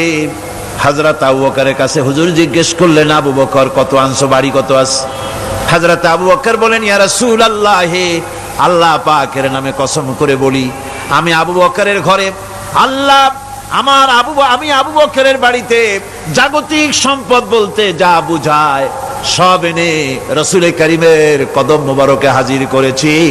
আমি আবু বকরের ঘরের ভিতরে এখন আল্লাহ তার রাসূল ছাড়া কোনো জিনিস বাকি নাই, সব এনে দিয়েছি। আমার ভাইয়েরা, এই জন্য আল্লাহ রাব্বুল আলামিন দানের ভিতরে বিরাট ফজিলত রেখেছেন। সাহাবায়ে কেরাম যদি এরকম দান না করতেন, এভাবে কোরবানি না দিতেন, ইসলাম এই পর্যন্ত আসতো না, ঠিক কি না? ইসলামের জন্য সবচাইতে বড় অবদান নবীর পরেই সাহাবায়ে কেরাম রিদওয়ানুল্লাহ তাআলা আলাইহিম আজমাইন। এই জিহাদে হযরত আব্দুল্লাহ জুলবাজাদাইন কিচ্ছু দিতে পারেন নাই, বুখারী শরীফের হাদিস। কিছু নাই, দেবে কি? লুঙ্গিও আনতে পারেন নাই, ল্যাংটো হয়ে তাকে তাড়াই দেওয়া হয়েছিল, ল্যাংটো করে। গায়ে জামা নাই, পরনে লুঙ্গি নাই, মার কাছ থেকে একটা ছেঁড়া কম্বল নিয়ে সেই কম্বল পরে আসছিলেন মদিনা মুনাওয়ারায়। তাবুকের যুদ্ধে কোনো চাঁদা তিনি না দিতে পেরে মনটা বড়ই দুর্বল। তিনি আল্লাহর নবীকে প্রতিমধ্যে গিয়া ধরলেন, তাবুকের দিকে যাচ্ছেন আর প্রতিমধ্যে নবীর সামনে গিয়ে দাঁড়ায় গেছেন, বলতেছেন, ইয়া রাসূলুল্লাহ, এই জিহাদে আমি তো কিছুই দিতে পারলাম না, আমার তো কিছু নাই, দেওয়ার মতো কিছুই নাই, কিছুই তো দিতে পারলাম না, শরীরটা ছাড়া আমার কাছে আর কিছুই নাই। হুজুর আপনি আমার জন্য দোয়া করেন, আমি যেন ইসলামের জন্য আমার জানটা দিয়ে দিতে পারি। নবীজি বললেন, একটা গাছের ছাল নিয়ে আসো, দেখো পাও নাকি। হযরতে আব্দুল্লাহ ঘুরে ঘুরে একটা গাছের ছাল নিয়ে আসলেন। নবীজি ছালটা হাতে নিয়ে হযরতে আব্দুল্লাহ জুলবাজাদাইনের ডান হাতে বাঁধে দিলেন আর বললেন, আল্লাহ আমি আব্দুল্লাহর রক্ত কাফেরদের জন্য হারাম করে দিলাম। হে আল্লাহ, তুমি আব্দুল্লাহর রক্ত কাফেরদের জন্য হারাম করে দাও। হযরতে আব্দুল্লাহ কাঁদতে লাগলেন, বললেন, আয় আল্লাহর নবী, আমি চেয়েছিলাম আমি শহীদ হয়ে যাব, জীবনটা দিয়ে দেব, আর আপনি আমার রক্ত হারাম করলেন, আল্লাহর কাছে দোয়া করলেন, কেমন কথা। হুজুর বলেন, আব্দুল্লাহ তোমার জন্য এমন দোয়া করা হয়েছে, এখন যদি তুমি ঘরে বসে জ্বর হয়েও মরো, আল্লাহ রাব্বুল আলামিন তোমার শাহাদাতের মর্যাদা দিয়ে দিবেন। তাবুকের প্রান্তরে যাওয়ার পর রাসূলের কাছে খবর এলো, হযরতে আব্দুল্লাহ তীব্র কঠিন জ্বরে ভোগার পর তিনি ইন্তেকাল করেছেন। হুজুর বললেন তার জন্য কবর খোঁড়ো। বুখারী শরীফের হাদিসে এসেছে আব্দুল্লাহর জন্য কবর খনন করা হলো। একজন কবরের ভিতরে নেমে দাঁড়ালেন, দুইজনে আব্দুল্লাহর লাশ নিয়ে আসতেছি। একজনের পাশে আলো ধরিয়ে দাঁড়িয়ে আছেন, ছোট্ট টিমটিমে একটা আলো জ্বলতেছে কবরের পাশে। কবরের ভিতরে যিনি দাঁড়ানো তিনি বলতেছেন, লাশ যারা বহন করতেছো তোমাদের ভাইয়ের প্রতি আদব করো, আদব করে নিয়ে আসো, মর্যাদার সাথে নিয়ে আসো। কবরে যিনি দাঁড়ায়া আব্দুল্লাহর লাশ ধরলেন তিনি আর কেউ নন, তিনি বিশ্বনবী জনাবে মুহাম্মদুর রাসূলুল্লাহ সাল্লাল্লাহু আলাইহি ওয়াসাল্লাম। আল্লাহর নবী নিজ হাতে হযরতে আব্দুল্লাহ জুলবাজাদাইনের লাশ ধরে কবরের মধ্যে শোয়াই দিলেন। এরপরে কবরের উপরে হুজুর উঠে আসলেন, নিজের হাতে কবরের উপরে মাটি দিলেন আর বললেন, তোমরা আমার কাছে যারা আছো সরে যাও। ওনারা সরে দাঁড়ালেন। আল্লাহর নবী কবরের উপরে দুই হাত বিছায় দিয়া নবীজি বলতে লাগলেন, আয় আল্লাহ রব্বুল আলামিন, আজকের সন্ধ্যা পর্যন্ত আমি এই আব্দুল্লাহর উপরে রাজি ছিলাম, আয় আল্লাহ তুমিও আব্দুল্লাহর উপরে রাজি খুশি হয়ে যাও। হযরত আব্দুল্লাহ বিন মাসউদ রাদিয়াল্লাহু তাআলা আনহু চিৎকার মেরে কেঁদে উঠছিলেন যে হারে, আজকের কবরে আব্দুল্লাহর লাশ না হয়ে যদি আমার লাশটা হইতো। আল্লাহর দ্বীনের জন্য এমন খরচ তারা করেছেন, এভাবে তারা খরচ করেছেন, নিজেদের জীবন দিয়েছেন, জান দিয়েছেন, মাল দিয়েছেন। অনেক মানুষ আছে কারা জয় হবে, কারা জিতবে তাদেরকে পয়সা দাও, যারা জিততে পারবে না তাদের পয়সা দিও না। বড় বড় ধনী মানুষ আছে দিতে পারে 5 লাখ 10 লাখ, দেয় মাত্র 500 টাকা। আবার যাদের উপরে ধারণা ওরা বুঝি জিতে যাবে তাদের দেয় 2, 5, 10 লাখ 1 কোটি পর্যন্ত দিয়ে দেয়। আছে না? আছে। আল্লাহ পাক বলেন, ওয়ামা লাকুম আল্লা তুনফিকু ফি সাবিলিল্লাহ। আল্লাহর পথে খরচ করার ব্যাপারে তোমাদের আপত্তি কেন? কি হয়েছে তোমাদের? কেন আল্লাহর পথে খরচ করতে পারো না? ওয়ালিল্লাহি মিরাসুস সামাওয়াতি ওয়াল আরদ। অথচ আসমান এবং জমিনের সব কিছুর মালিকানা কার? আল্লাহর না। ওয়াজ তো আমি করি, গলায় অসুবিধা হলে আমার হবে, আপনাদের তো হওয়ার কথা না। শুনতে শুনতে গলা ভাঙছে। আকাশ আর জমিনে যা কিছু আছে সবটার মালিক কে? আল্লাহর নাম কি? যেমনটি জোরে নেওয়া উচিত ছিল গায়ের আওয়াজ দিয়া, গলার আওয়াজ দিয়া, তেমন আওয়াজ দিছিলেন না, দিলের থেকেও বড় আওয়াজ হইত। গায়ের শক্তি দিয়ে আল্লাহ পাকের নাম নেন। আকাশ জমিন সবকিছুর মালিকানা কার? সে আল্লাহ রাব্বুল আলামিন বলেন, লা ইয়াস্তাবি মিনকুম মান আনফাকা মিন ক্বাবলিল ফাতহি ওয়া ক্বাতালা। আল্লাহ পাক বলছেন, তোমাদের মধ্য থেকে যারা আল্লাহর রাস্তায় অংশগ্রহণ করে, যারা লড়াই করে, আর যারা খরচ করে বিজয়ের পূর্বে, যারা লড়াই করে না আর খরচ করে না বিজয়ের পূর্বে, তারা কখনো সমান নয়। সুদিনে বসন্তের কোকিল হবা, ইন্নী মাকুম, আমরাও আপনাদের সাথে ছিলাম, এটার কোনো দাম নাই। সুতরাং ইসলামের বিজয় আসবে ইনশাআল্লাহ। বলেন ইনশাআল্লাহ। ইসলামের বিজয় আসবে। বিজয় আসার পর এরপর আপনার টাকা দিয়া হবেটা কি? তখন টাকার অসুবিধা হবে না ইনশাআল্লাহ। এখন টাকা দরকার, ইসলামের জন্য এখন পয়সা দরকার।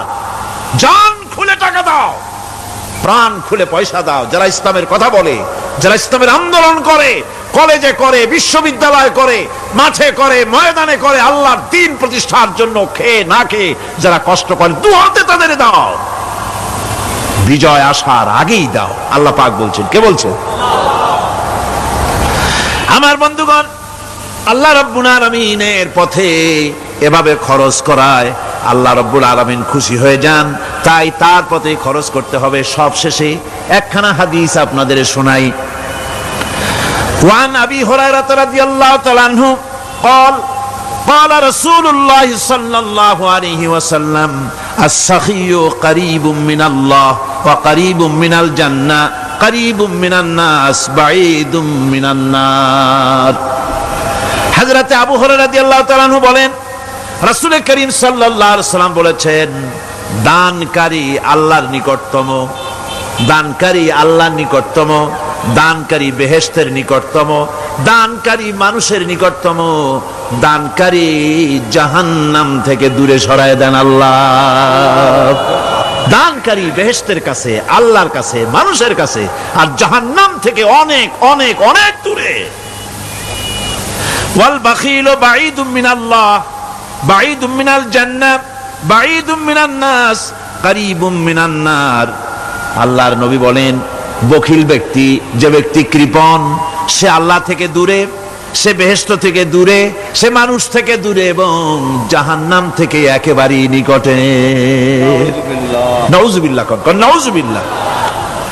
ওয়ালা জাহিলুন সাখিয়ুন আহাব্বা ইলাল্লাহি মিন আবিদিন বাখিল। তিরমিজি শরীফের হাদিস। আর অবশ্যই একজন জাহিল দাতা, একজন কৃপণ আবেদের চাইতে আল্লাহর কাছে তার অনেক দাম। সুবহানাল্লাহ। সুতরাং আল্লাহর পথে প্রাণ খুলে আল্লাহর পথে দেওয়ার জন্য মন তৈরি করুন। আল্লাহ যা দিয়েছেন, যেমন জোয়ার, যেমন ভাটি তেমন জোয়ার। কুয়ার পানি যদি না উঠান, কুয়ার পানি ক্রমান্বয়ে পচে যাবে, নষ্ট হবে। পানি যত উঠাবে, কুয়া পানি তত জারি থাকবে। কোন সুবহানাল্লাহ। দিতে থাকবেন আল্লাহর রাস্তায়, দিতে থাকবেন, ততই কল্যাণ হবে, মুক্তি হবে, শান্তি পাবেন। মুনাজাতের জন্য বসেন, এক্ষুনি মুনাজাত।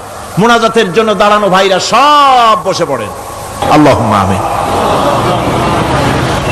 রব্বানা যালামনা আনফুসানা ওয়া ইন লাম তাগফির লানা ওয়া তারহামনা লানাকুনান্না মিনাল খাসিরিন।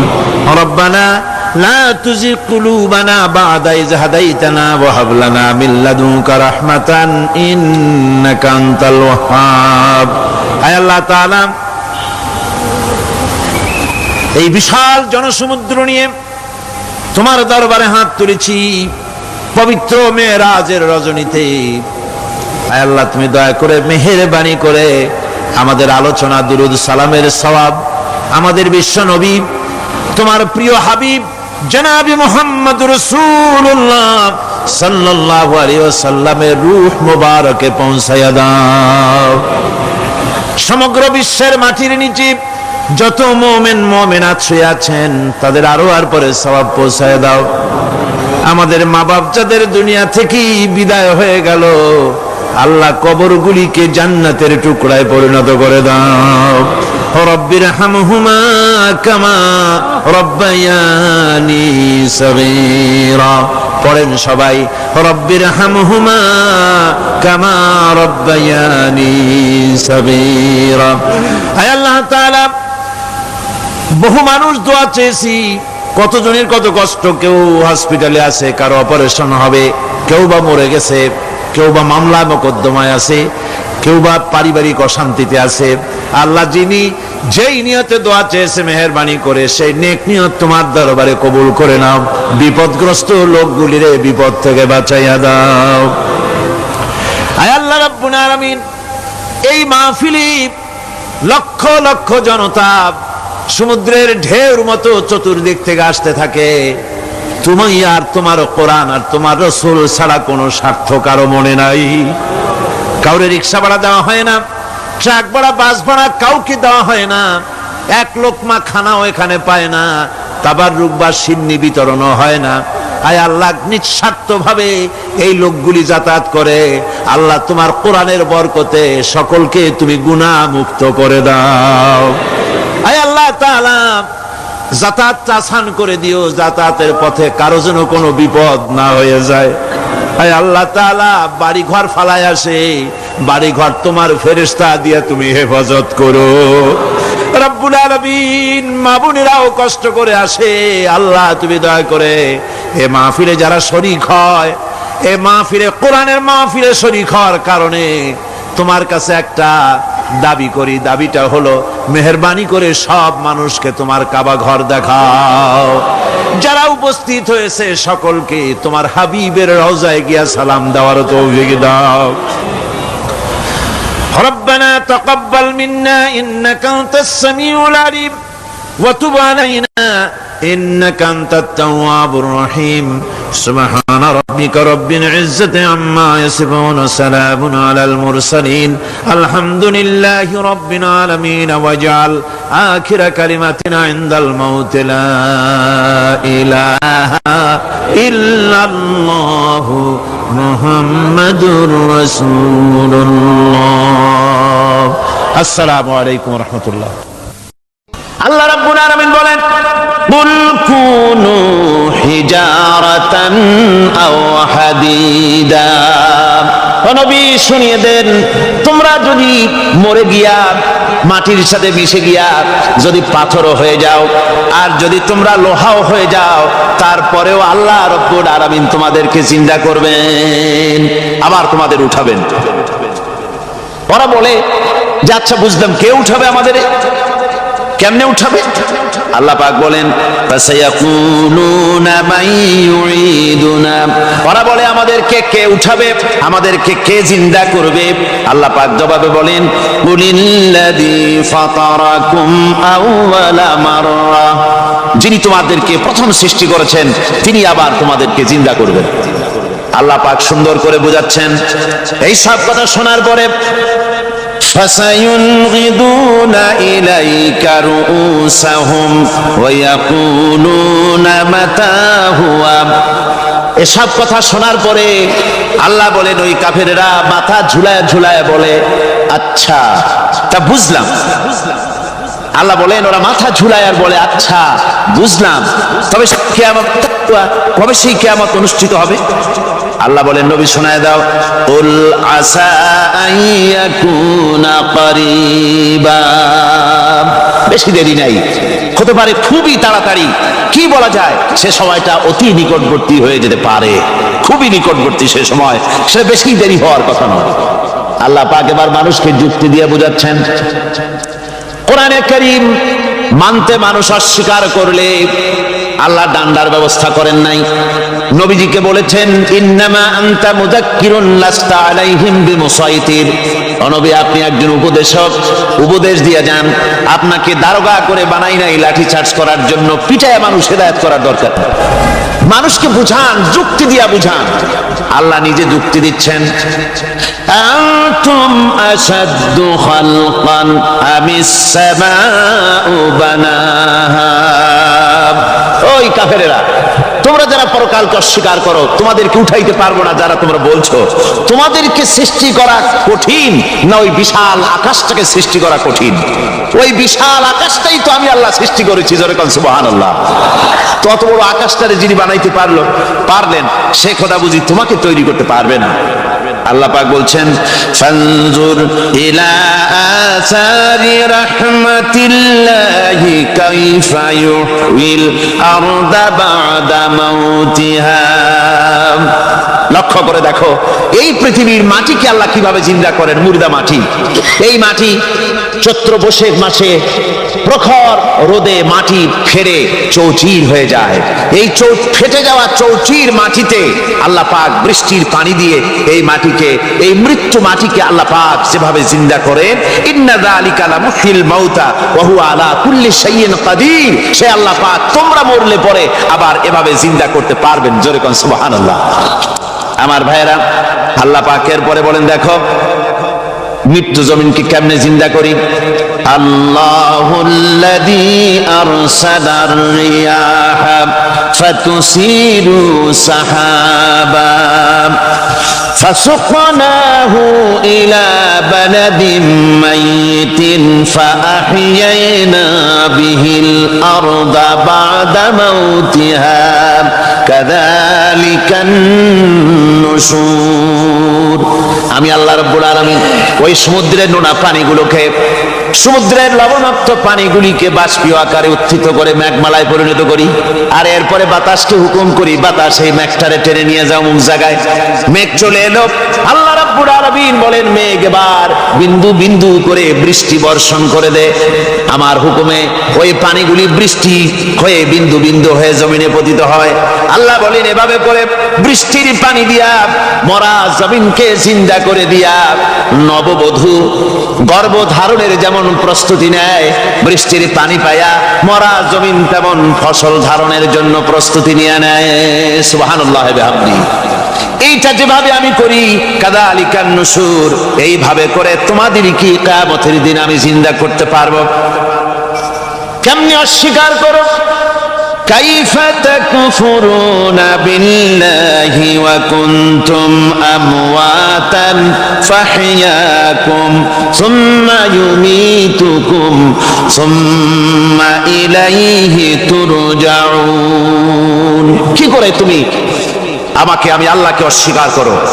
কুনতুম আমওয়াতান, তুমি ছিলে নিষ্প্রাণ, ফাহইয়াকুম, এরপরে আমি তোমাকে জিন্দা করলাম, সুম্মা ইউমীতুকুম, এরপরে তোমাকে আমি মৃত্যু করব, সুম্মা ইউহয়িকুম, এরপরে তোমাদেরকে আবার আমি জিন্দা করব, সুম্মা ইলাইহি তুরজাউন, এরপরে তোমাদের সকলকেই আমার কাছে ফিরে আসতে হবে। দেখেন না, আমরা যখন মানুষকে কবরে রাখি, কবরে রাখা তারপরে উপরে মাটি দিয়ে কি বলেন আপনারা? মিনহা খালাকনাকুম, পড়েন মিনহা খালাকনাকুম ওয়া ফিহা নুঈদুকুম ওয়া মিনহা নুখরিজুকুম তারাতান উখরা। এ বান্দা, এই মাটি দিয়া তোরে তৈরি করা হয়েছিল, এই মাটির ভিতরে রেখে গেলাম, আবার এই মাটি থেকে আল্লাহ রব্বুল আলামিন তোমারে জিন্দা করবেন। কিয়ামতের ময়দানে সকলকে উঠতে হবে সেখানে আল্লাহর দরবারে। আল্লাহ পাক বলছেন বান্দা কেমনে অস্বীকার করো? ইন কুনতুম ফি রাইবিম মিনাল বা'স ফাইন্না খালাকনাকুম মিন তুরাব। পরকালকে যারা অস্বীকার করো, কিয়ামতে উঠতে হবে, এটাকে কিভাবে অস্বীকার করো? চিন্তা করে দেখো, তুমি নিষ্প্রাণ মাটি ছিলে, সেই মাটি দিয়েই আমি তোমাকে তৈরি করেছি। আবার আল্লাহ পাক মানুষকে আরো বুঝান, কিয়ামত আছে, পরকাল হবে, আল্লাহর দরবারে উঠতে হবে। আলাম ইয়াকুনু ফাতাম মিন মানিজ্জিয়ুমনা, তুমি কি মাতৃগর্ভে নিক্ষিপ্ত এক ফোঁটা পানি ছিলে না? সুম্মা কানা আলাকাতান ফাখালাকা ফাসাওয়া, এরপরে তোমাকে মাংসপিণ্ডে, জমাট রক্তে মাংসপিণ্ডে পরিণত করা হলো, এরপরে তোমাকে সুন্দর করে তোমাকে সুগঠিত করা হলো।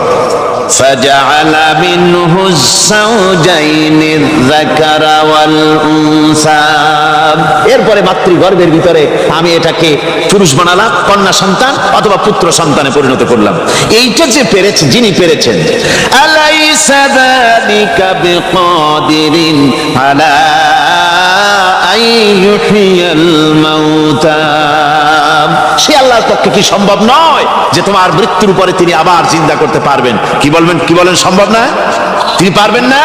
নিশ্চয়ই তিনি আবার কিয়ামতের মাঠে আমাদেরকে হাজির করতে পারবেন, এতে কোনো সন্দেহ নাই।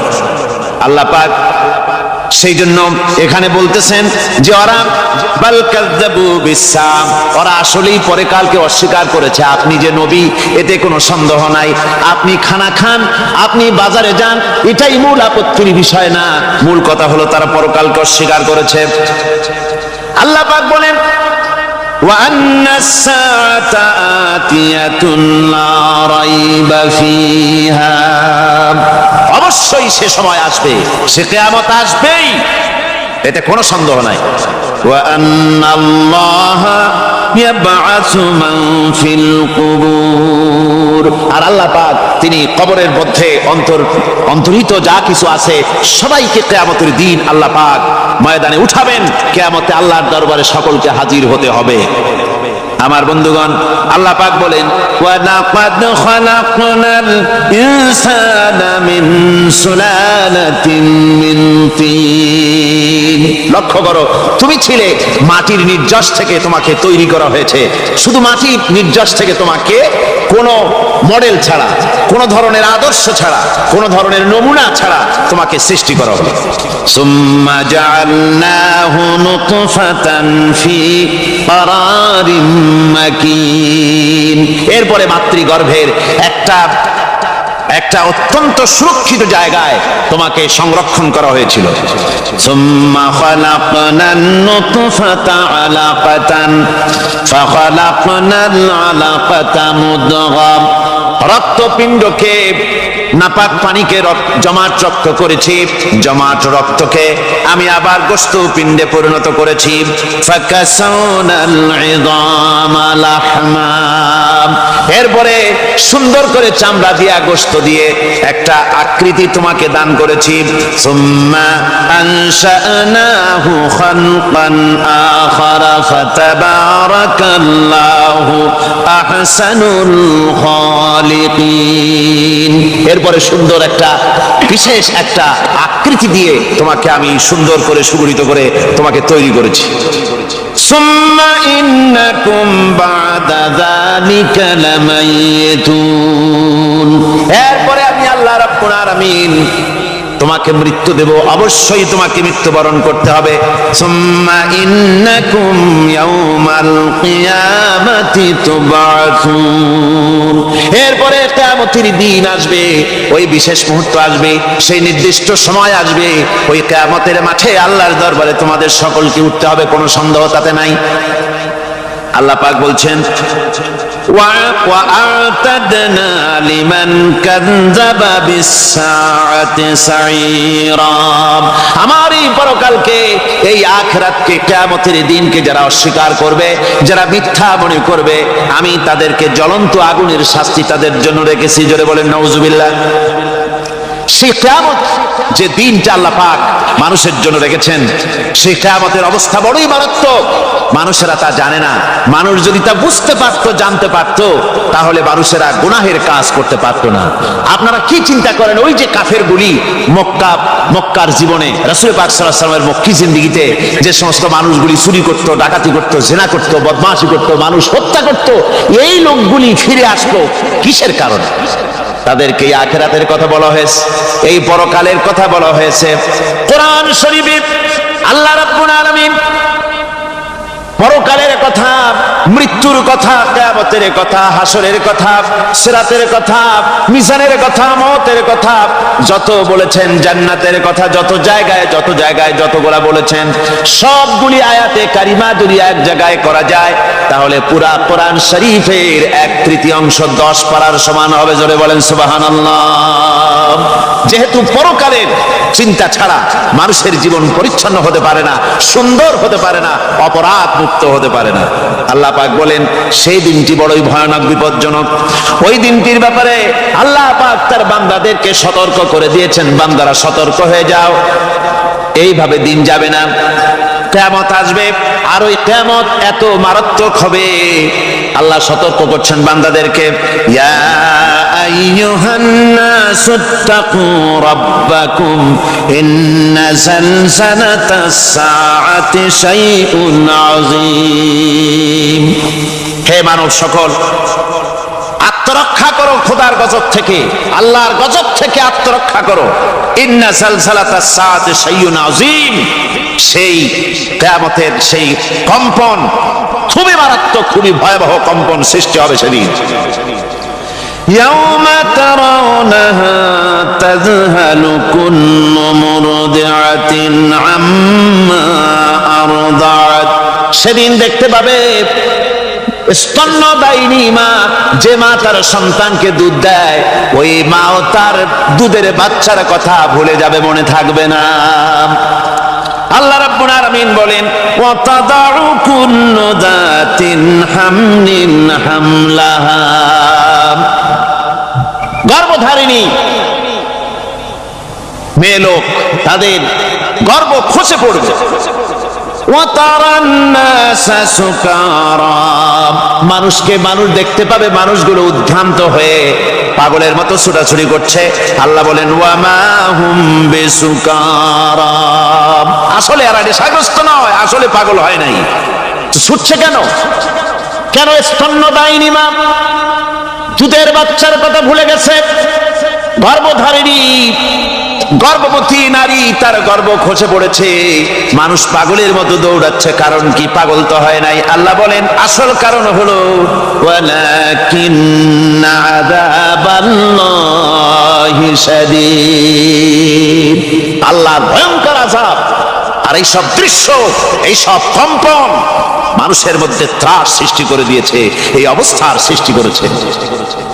আমার ভাইয়েরা, আল্লাহ পাক বলেন ওয়ানযিরহুম ইয়াওমাল আজিফাতি ইযিল কুলুবু লাদাল হানাজির কাযিমিন।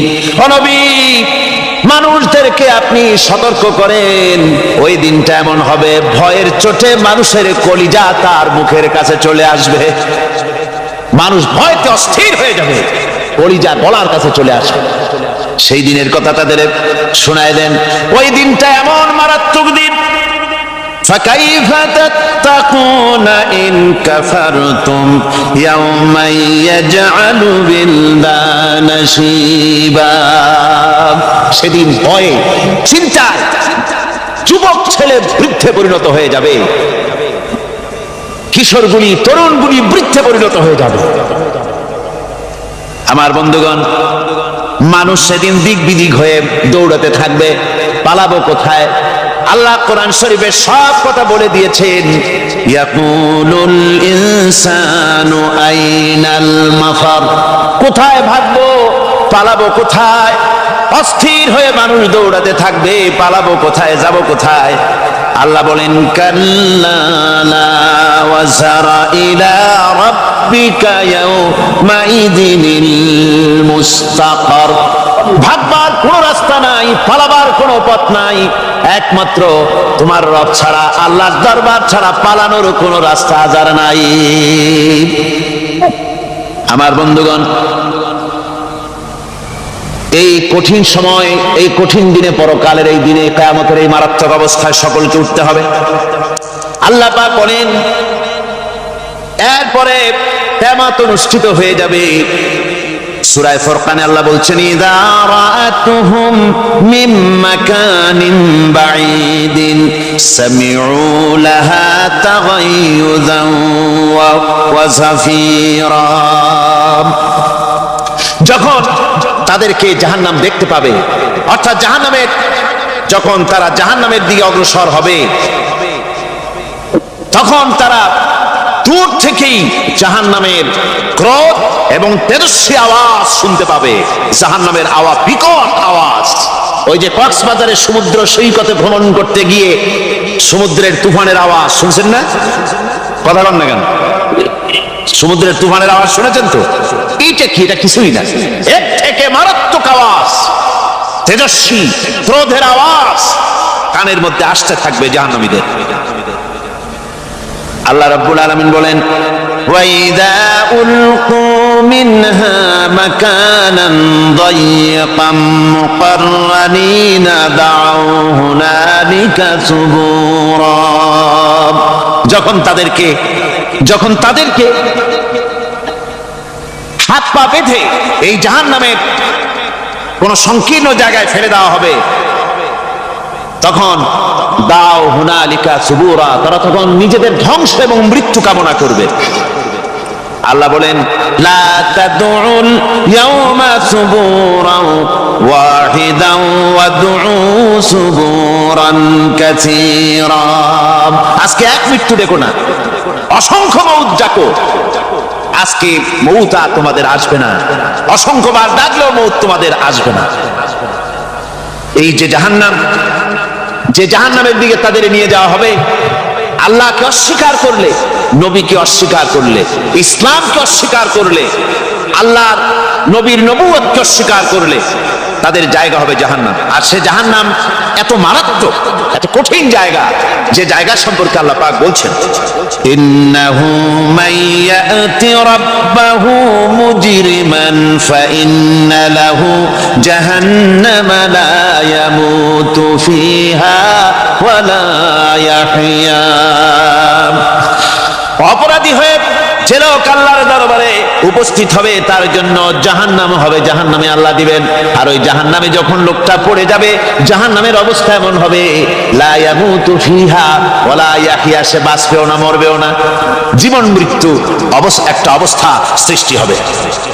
ওই জাহান্নামে নারুল্লাহিল মুকাদাতুল্লাতী তাত্তালিউ আলাল আফইদা, জাহান্নামের প্রচন্ড আওয়াজ, এই আগুন উৎক্ষিপ্ত হয়ে তাদের কলিজা পর্যন্ত, অন্তর পর্যন্ত স্পর্শ করবে এই আগুনের তাপ। আর এদের পাহারায় রাখা হবে, ইন্নাহা আলাইহিম মুসাদাতুন ফি আমাদিন মুমাদ্দাদা, জাহান্নামীদের পাহারায় রাখা হবে নির্মম, কঠোর ব্যবহার, কর্কশ আওয়াজ, কর্কশ ভাষী এ ধরনের ফেরেশতাদেরকে রাখা হবে তাদের পাহারায়, তারা নিয়োজিত থাকবে। আল্লাহ রাব্বুল আলামিন বলেন, ও দুনিয়ার মানুষ, ইয়া আইয়ুহাল্লাযীনা আমানু ও আনফুসাকুম ওয়া আহলিকুম নারা, ও ঈমানদারেরা, আল্লাহর তো দয়া বেশি বান্দার জন্য। বান্দার উপরে দয়া কার সবচেয়ে বেশি? সবচেয়ে বেশি দয়া হলো বান্দার উপরে আল্লাহ। আল্লাহ চান না যে সে জাহান্নামে যাক, কঠিন জায়গা জাহান্নাম। আল্লাহ বলেন, ও মুমিনেরা, তুমি নিজে আর তোমার পরিবারবর্গকে জাহান্নামের আগুন থেকে রক্ষা করো, আগুন থেকে রক্ষা করো, জাহান্নামের রাস্তা থেকে তাদের ফিরাও।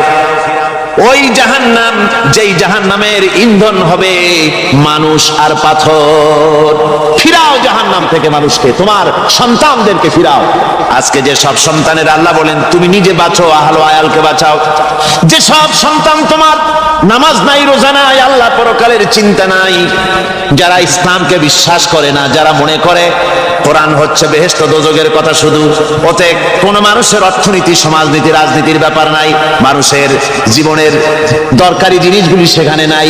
সুতরাং আমরা যদি দুনিয়ায় সুখ সমৃদ্ধি পেতে চাই, তাহলে আমাদেরকে মানুষের তৈরি করা মতবাদ মানতে হবে।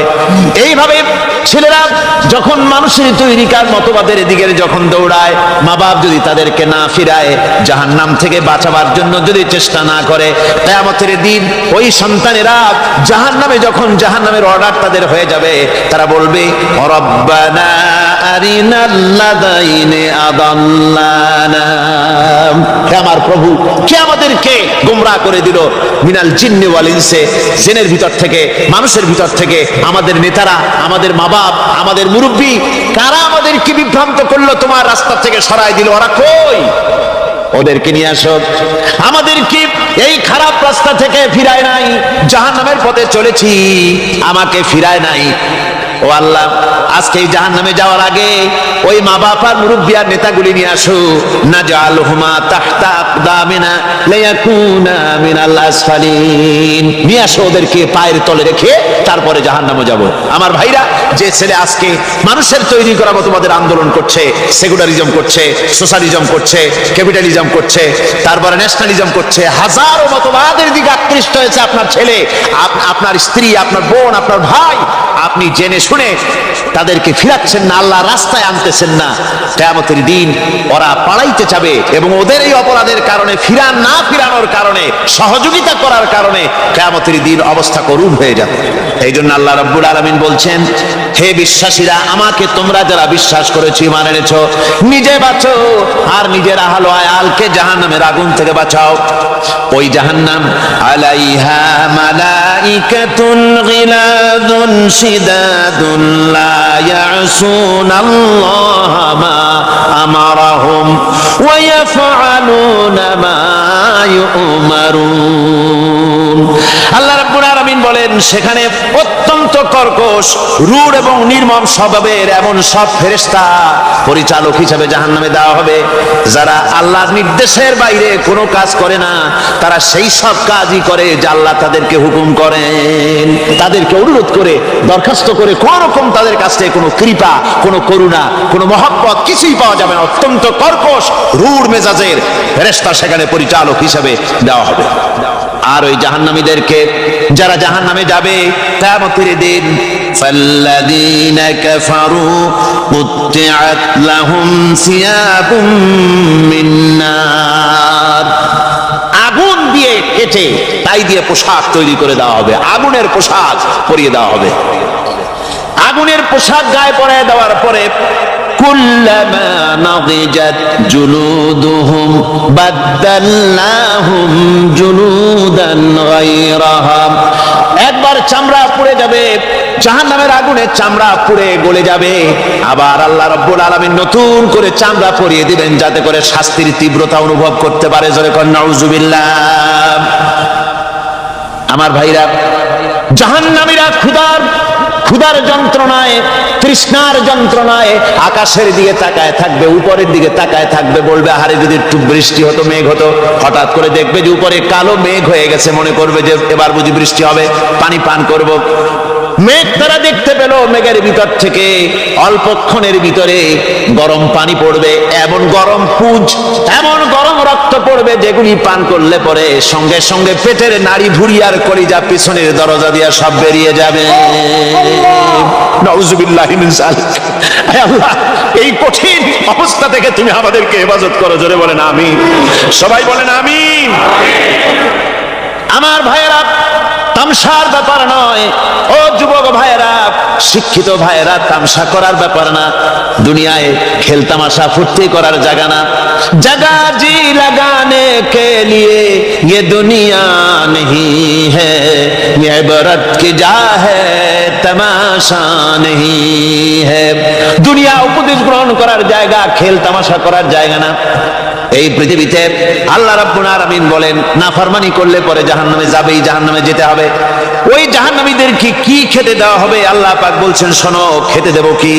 তুসকা মিন আইনিন আনিয়া, ফুটন্ত গরম পানি তাদেরকে পান করতে দেওয়া হবে।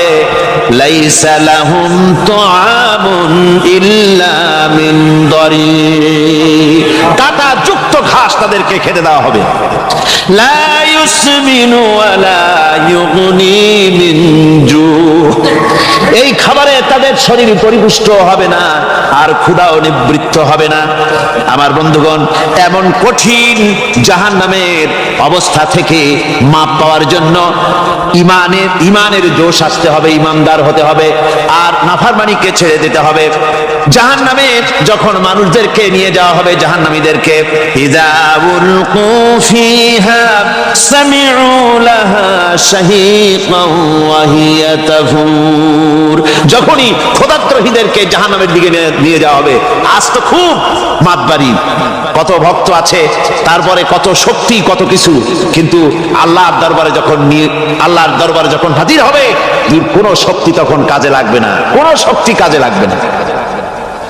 জাহান্নামে যখন তাদেরকে নিয়ে যাওয়া হবে, জাহান্নাম তখন গোসায় ফেটে পড়তে থাকবে, জাহান্নামের ভিতর থেকে গর্জন আসতে থাকবে, তাকাদু তামাইয়াজু মিনাল গায়জ, জাহান্নাম যেন গোসায় ফেটে পড়তে চাইবে।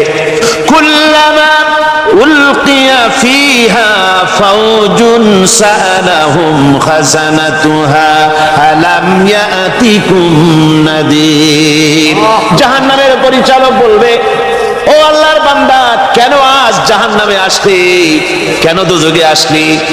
আলাম ইয়াতিকুম নাযীর, তোর কাছে কি কোনো ভীতি প্রদর্শক কেউ যায় নাই? কোন নবীর কথা কি শোনো নাই? কোরআনের কথা কি শোনো নাই? হাদিসের কথা কি শোনো নাই?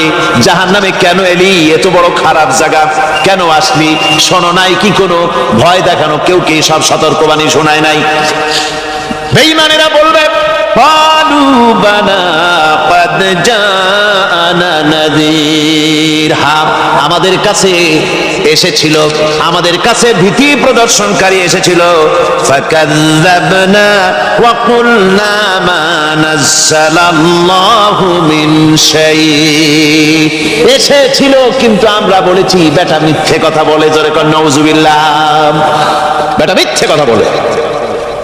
কিসের ব্যস্ত, কিসের দোজখ? খালি খালি দোজখের একটা ভয় দেখাইয়া দুনিয়ার এই টাটকা সুখগুলি নষ্ট করতে চায় এরা। পয়গম্বরদেরকে এরকম বলেছে, আর আলেমদেরকেও যখন কোরআন হাদিস থেকে বলা হয় তখন বলে, এরা জানি দোজখের কথা কইতে, দোজখ কিসের? আর ব্যস্ত, সে তো এক অসভ্য উদ্যান। জোরে কর নাউজুবিল্লাহ। এমনি করে তারা তামসা করে। ওরা বলবে, আমরা এসেছিল ভীতি প্রদর্শনকারী, আমরা মিথ্যে মনে করেছি, বলেছি ওটা মিথ্যে কথা, আর বলেছি আল্লাহ এই ধরনের কিছু নাজিল করেন নাই। জাহান্নামীরা বলবে ওয়াকালু লাউ কুন্না নাসমাউ আও নাকিলু মা কুন্না ফি আসহাবিস সাঈর। আরে লাউ কুন্না নাসমাউ, তার মানে হলো যদি আমরা শুনতাম অর্থাৎ মানতাম, যদি নবীর কথা মানতাম, কোরআনের কথা যদি মানতাম, আর যদি ভালো করে বুঝতাম, মা কুন্না ফি আসহাবিস সাঈর, তাহলে আজকে এই জাহান্নামের কঠিন শাস্তি আমাদের লাভ পেতে হতো না, জাহান্নাম থেকে বেঁচে যেতে পারতাম। কি সর্বনাশ করলাম, বুঝি নাই, যা কিছু শুনেছি মানুষের কথা মতো শয়তানের ওয়াসওয়াসায় পড়ে তো ভুলই করলাম। সেদিন যতই আফসোস করা হোক না কেন, এই আফসোস কোনো কাজে লাগবে না।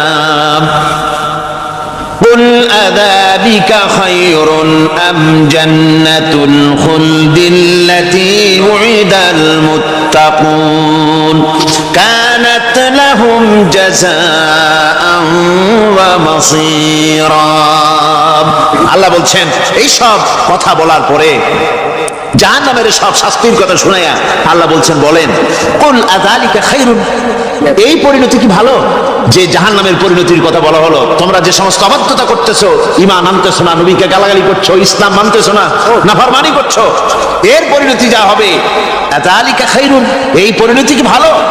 আম জান্নাতুল খুলদিল্লাতী ওয়াইদাল মুত্তাকুন, অথবা সেই চিরন্তন জান্নাত যার ওয়াদা করেছেন আল্লাহ পাক মুত্তাকিনদের জন্য, কানাত লাহুম জাযাআন ওয়া মাসীরা, যে জান্নাত হবে তাদের কর্মের প্রতিফল, আর এটাই হবে তাদের মহাযাত্রার শেষ মঞ্জিল।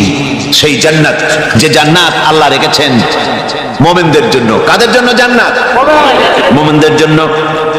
সেটা এমন জান্নাত হবে লাহুম ফিহা মা ইয়াশাউনা খালিদিন, যা চাইবে মনের আশা আকাঙ্ক্ষা অনুযায়ী সব পাবে বেহেশতের মধ্যে। খালিদিন, চিরকাল সেখানে থাকবে। কানা আলা রাব্বিকা ওয়াদাম মাসউলা, এটা হচ্ছে তোমার রবের অবশ্য পূরণীয় ওয়াদা। জোরে বলেন সুবহানাল্লাহ। এটা তোমার আল্লাহর ওয়াদা এবং অবশ্যই তিনি তা পূরণ করবেন। তোমরা জান্নাতে থাকবে, সেখানে যা চাইবে তাই পাবে। একজন বলছিল জান্নাতে যাইয়া যা চাইবো তাই যদি পাই তাহলে তো খুব ভালো কথা। কয় যে হুজুর আমার তো হোক্কা খাওয়ার দারুণ অভ্যাস, তা বেহেশতের মধ্যে হোক্কা পাবো? বুজুর্গ ব্যক্তি বলছেন আল্লাহর বান্দা, বেহেশতে যাইয়া যদি তুমি হোক্কা খাইতে চাও তো আল্লাহ তোমার হোক্কা দিবেন, কিন্তু আল্লাহর কসম করে বলতে পারি বেহেশতে যাইয়া এমন পচা জিনিস খাওয়ার তোমার ইচ্ছে জাগবে না। এত ভালো জিনিস তুইয়া এই পচা জিনিস খাওয়ার ইচ্ছা তোমার জাগবে না মনের ভিতরে। বেহেশত আল্লাহ রাব্বুল আলামিন মুমিনদের জন্য রেখেছেন। আমার ভাইরা, সে বেহেশতের বর্ণনা কোরআনে কারীমের মধ্যে আল্লাহ দিয়েছেন। একদিকে জাহান্নাম, কোরআনের বর্ণনা কত সুন্দর। জাহান্নামের কথা শুনতে শুনতে লোকেরা আল্লাহর ভয়তে হতাশ হয়ে যেতে পারে, আল্লাহর ভয়তে। সেই জন্য যত জায়গায় জাহান্নামের বর্ণনা আছে, সাথে সাথে আবার আশার সঞ্চার করার জন্য আল্লাহ জান্নাতের কথা বলেছেন। কাহ্হার এবং জব্বার নাম আল্লাহ যেখানে ব্যবহার করেছেন, সাথে সাথে আবার গফুর রহিম নাম ব্যবহার করেছেন, বান্দা যেন হয়রান হয়ে না যায়। আমার ভাইরা, একদিকে জাহান্নামের এই কঠিন শাস্তির কথা, আবার অপরদিকে আল্লাহ বলেন শোনো, এমন জান্নাত আমি রেখেছি, মাসালুল জান্নাতিল্লাতী উইদাল মুত্তাকুন, এমন বেহেশত মুত্তাকিনদের জন্য যার ওয়াদা করা হয়েছে, এমন বেহেশত সেটা ফিহা আনহারুম মিন মাইন গায়রি আসিন, সেখানে এমন সুন্দর স্বচ্ছ পানির ঝর্ণাধারা, সুমিষ্ট পানির ঝর্ণাধারা রাখা হয়েছে। ওয়া আনহারুম মিন লাবানিন লাম ইয়াতাগায়্যার তা'আমুহু, আর সেখানে দুধের ঝর্ণা রাখা হয়েছে যার স্বাদ কখনো নষ্ট হবে না। ওয়া আনহারুম মিন খামরিন লাযযাতান লিশ-শারিবিন, আর রাখা হয়েছে পানীয়ের ঝর্ণাধারা যা পানকারীদের জন্য অত্যন্ত সুন্দর হবে, খুবই সুস্বাদু হবে। আর রাখা হয়েছে ওয়া আনহারুম মিন আসালিন মুসাফফা, পরিষ্কার পরিচ্ছন্ন সুস্বাদু মধুর ঝর্ণা। জোরে বলেন সুবহানাল্লাহ।